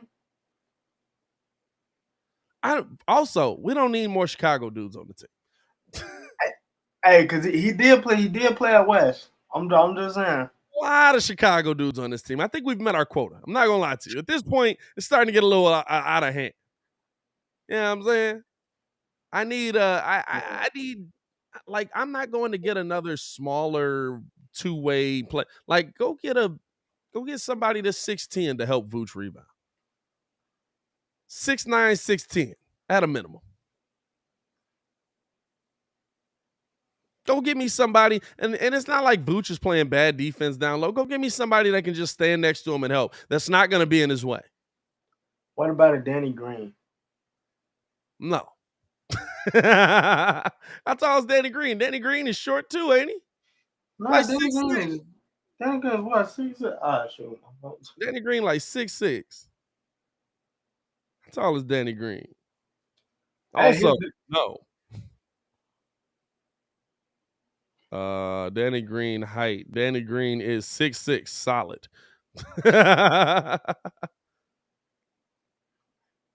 I don't want another 6'6" dude playing power forward. Get Porzingis. Not bad, but he wouldn't be healthy. I wouldn't mind Porzingis. But you only talking about what, 30-some games? That's still a chance. I wouldn't mind it because I think you can move. This is the thing. Whoever you get, you can move Vooch to the 4 or 5. There's more. I would say move. Well, now if you get Porzingis, he gotta play. Porzingis is the 5. Vooch. Porzingis is definitely the 5. Porzingis is your 5. Vooch will move to the 4. My thing is he gonna play big enough for you to? Because we asked him to rebound. That's the thing. And we know Porzingis can shoot. We asked him to board. Well, listen, I think Porzingis went down to Dallas and got put in a situation where he's I don't think Porzingis is going to happen either. But I think Porzingis went down to Dallas and got put in a situation where he's not really even second fiddle. He doesn't even know his role, I think. Exactly. I don't think there is a role for him really. I don't think they use him the right way down there. I don't think they use like Porzingis in the post used to be a monster. They've essentially just turned Porzingis into a spot up 3-point shooter, which is nice. But I mean, Porzingis down low used to be power, back to the basket, bow, yam. You know what I'm saying? Like, what happened to that? So I'm not tripping. If the Bulls make a move, the Bulls make a move. I think the biggest thing to me is if I'm looking at how the Bulls are going to stay atop this Eastern Conference in the first place in this Eastern Conference, I know that a move has to be made. But the question is, where does it put you? Where does it help you finish? Where does it help you when it's all said and done? Does it keep you atop the Eastern Conference? Does Miami move into that top spot? Are the Cavaliers on the come up? You know what I'm saying? Like, there's going to be a lot of change here over the next 4 to 6 weeks because a major piece is missing. Steve-O said they turned him into Max Keebler, who's already on their team. That's kind of wild, but it's actually facts. They definitely turned Porzingis into more. That's not bad. I mean, the way I look at it too. I mean, even if the Nets do drop, I mean, and then the Sixers kind of stay at 6. I mean, you kind of killing two birds with one stone because you feel me? Like the Bulls struggle against the Sixers because like legit nobody could stop Embiid. We just played Embiid the other day. It was like, he had 7 points at halftime, 28 in the second half, and it was just like, bro. That's what he do, man. That's what he do. But they have to make a trade because they got to capitalize on that window, though. You talking about the Bulls? No, I'm talking about Philly. They got to capitalize on that window. Philly's got no choice but to make a trade. And I think Philly, now it depends on what they do, but I think Philly might be in a worse situation because they're trying to move on to Tobias Harris as well. Yeah, for what? How you packaging ADMs? Kuz said it best. How you packaging ADMs? Who you finna get back? You know what I'm saying? Like, at this point, you're talking about 2 major players. Like $80 million in a trade, Pete? Like, and Tobias is like your most consistent piece outside of Embiid. Yeah. I don't know what they're doing with that. To me, looking at this Western Conference, as we head towards the All-Star break, man, are the Grizzlies that we saw last night going to continue to move up? They're a game and a half behind the Warriors right now. They've already beaten the Warriors. You've seen them kind of get a little more up and down, but are the Grizzlies on the come up? To me, the West is a little more set to me. Don't you feel? Like, the West is kind of just what it is. The Lakers, the West. Nuggets are hurt. Mavs are, yeah, I'm saying, and the Jazz are beatable. The Jazz are very beatable. The Jazz are the Jazz at this point. It's like, nah, but I think the Suns are pretty much set. You know the Warriors are pretty much set. And then look, it's gonna take Clay a minute to get back in rhythm. But when he get back in rhythm, that's gonna be straight. I'm not really tripping on the losses because that was to be expected. That's just a health thing. I mean, honestly, bro, the Grizzlies are the most dangerous team here. The Grizzlies are the most dangerous team because I feel like they honestly could beat anybody. Like with the way that they got it set up, because we was talking about and I was watching the game yesterday, and we always talk about P. Will being NBA ready, this and that, but like Kyle Anderson, slow mo, like Slow mo is wild, bro. dog, so Slow mo is a wild player. so effective. Desmond Bain, Man. strictly 3-and-D, like the slowest Euro step I've ever. Slowest Euro step I've, bro. The shot though is Bro, the like, jump shot is what gets me, bro. and it's cash. It's cash. Definitely can't go to him in a game winning situation. Every time it's cash, and then it's like you just got Mr. Consistency. Steven Adams just down low. I felt so bad for Vooch because it was just like, I've been giving you your props with Derrick, bro. Steven Adams is just Steven Adams is a monster. That's what most don't like. Steven Adams is defensively on point, bro. And this man is only 24. Like, bro. I be telling us that I be like, y'all gotta really think about the fact that this man is very young.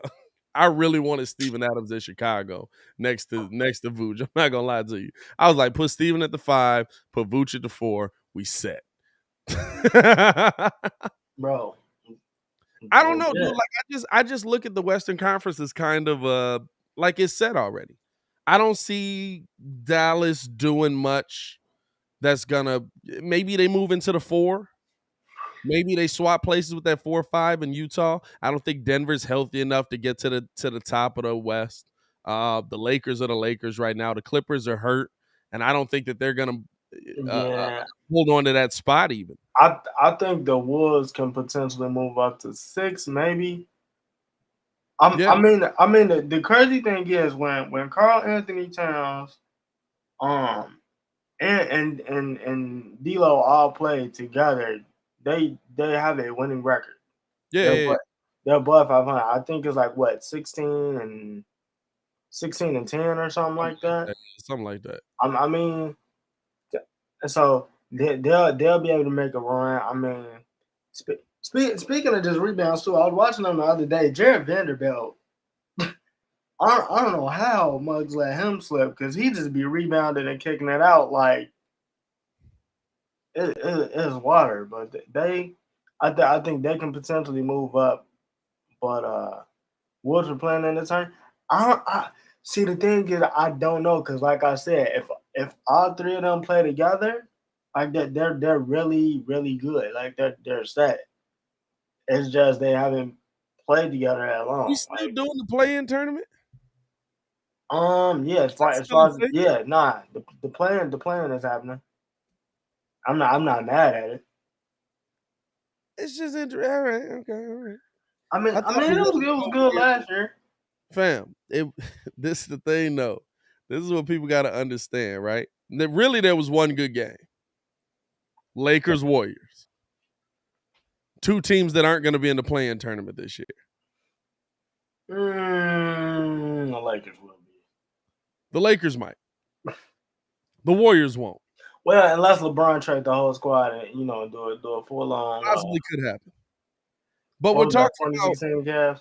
We're talking about it being entertaining because you had teams who were in the bubble that got healthy at the end or in the play-in tournament. They got healthy towards the end of the season, and then they won, and then you saw those 2 match up. But we knew that they were 2 better teams in the Western Conference.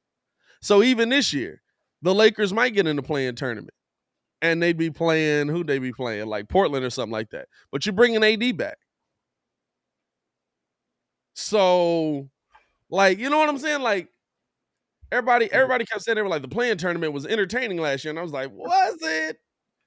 I don't really. It was only one good game, and if you notice, we only did one game. There was one game. I could have cared less about the play-in tournament.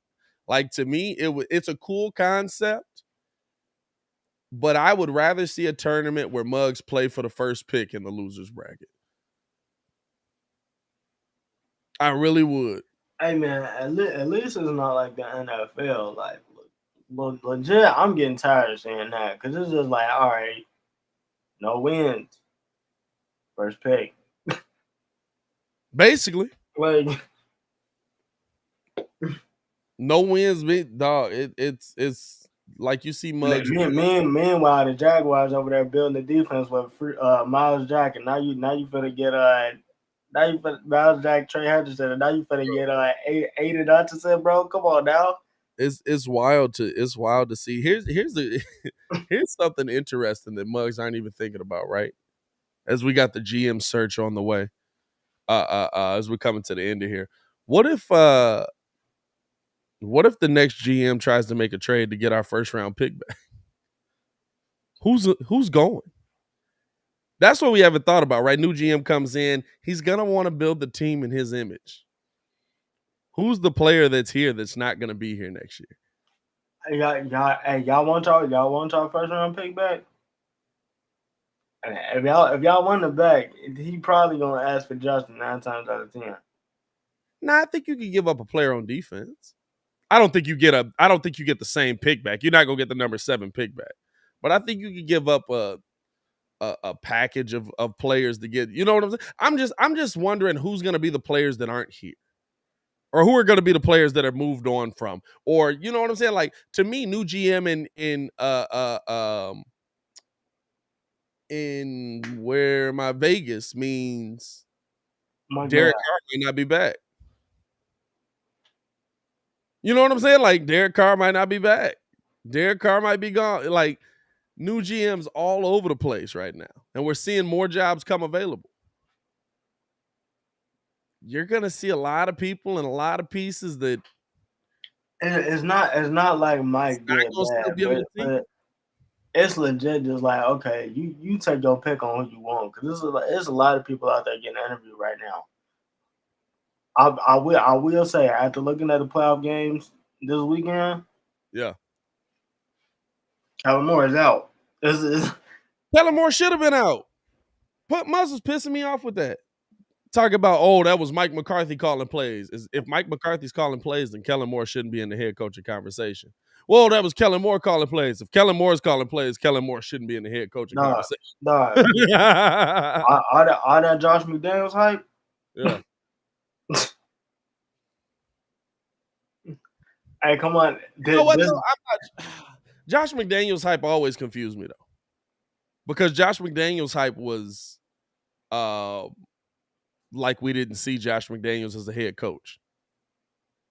Hey, but this is the thing. If you watch that I Am Athlete with LaShawn McCoy, yeah, I don't know who it is that said it, because him and Brandon Marshall was on the same team. He said, Josh McDaniels is going to prepare you for the game. He's great. He's going to lay out the plan. He's going to say, if we do these 3 things, we're going to win the game. Yep. Josh McDaniels hasn't got a head coaching job because the last time we saw him, he was cheating, and they had to fire him. He was cheating? Yeah. Apparently he had somebody videotaping somebody else's play. He pulled the bill, did he? Yeah. That's the reason why they said he hadn't left Bill ever since, because the last time they saw him, he cheated. Now he cheated, and I think the guy said, yeah, we lost like every game after that except for like 2. But yeah, he was cheating. So that's funny. I don't think I remember him being a part of a cheating scandal. I'm not gonna lie to you. That's interesting. Hey man, I appreciate y'all for tuning in and rocking with us as always, man. Do we have anything today? We don't have nothing today. We'll be back bright and early tomorrow morning. Breaking down what comes in the NBA tonight. Probably more with football. I'm sure there'll be some more news that'll break and stuff like that. It's like 2 games tonight. For NBA? Yeah, I think it's like 3. Oh, yeah. We'll see what happens. At the least. We'll have some fun with it. You know, we'll figure it out, man. But we will be live for the Bulls tomorrow. Make sure y'all tune in for that. We appreciate y'all for tuning in and rocking with us, man. As always, it's your boy Pat the Designer, joined by the man formerly known as Ringo J. Stefan the Don. He's over there. Sir. Y'all stay safe out there, Chicago. Peace.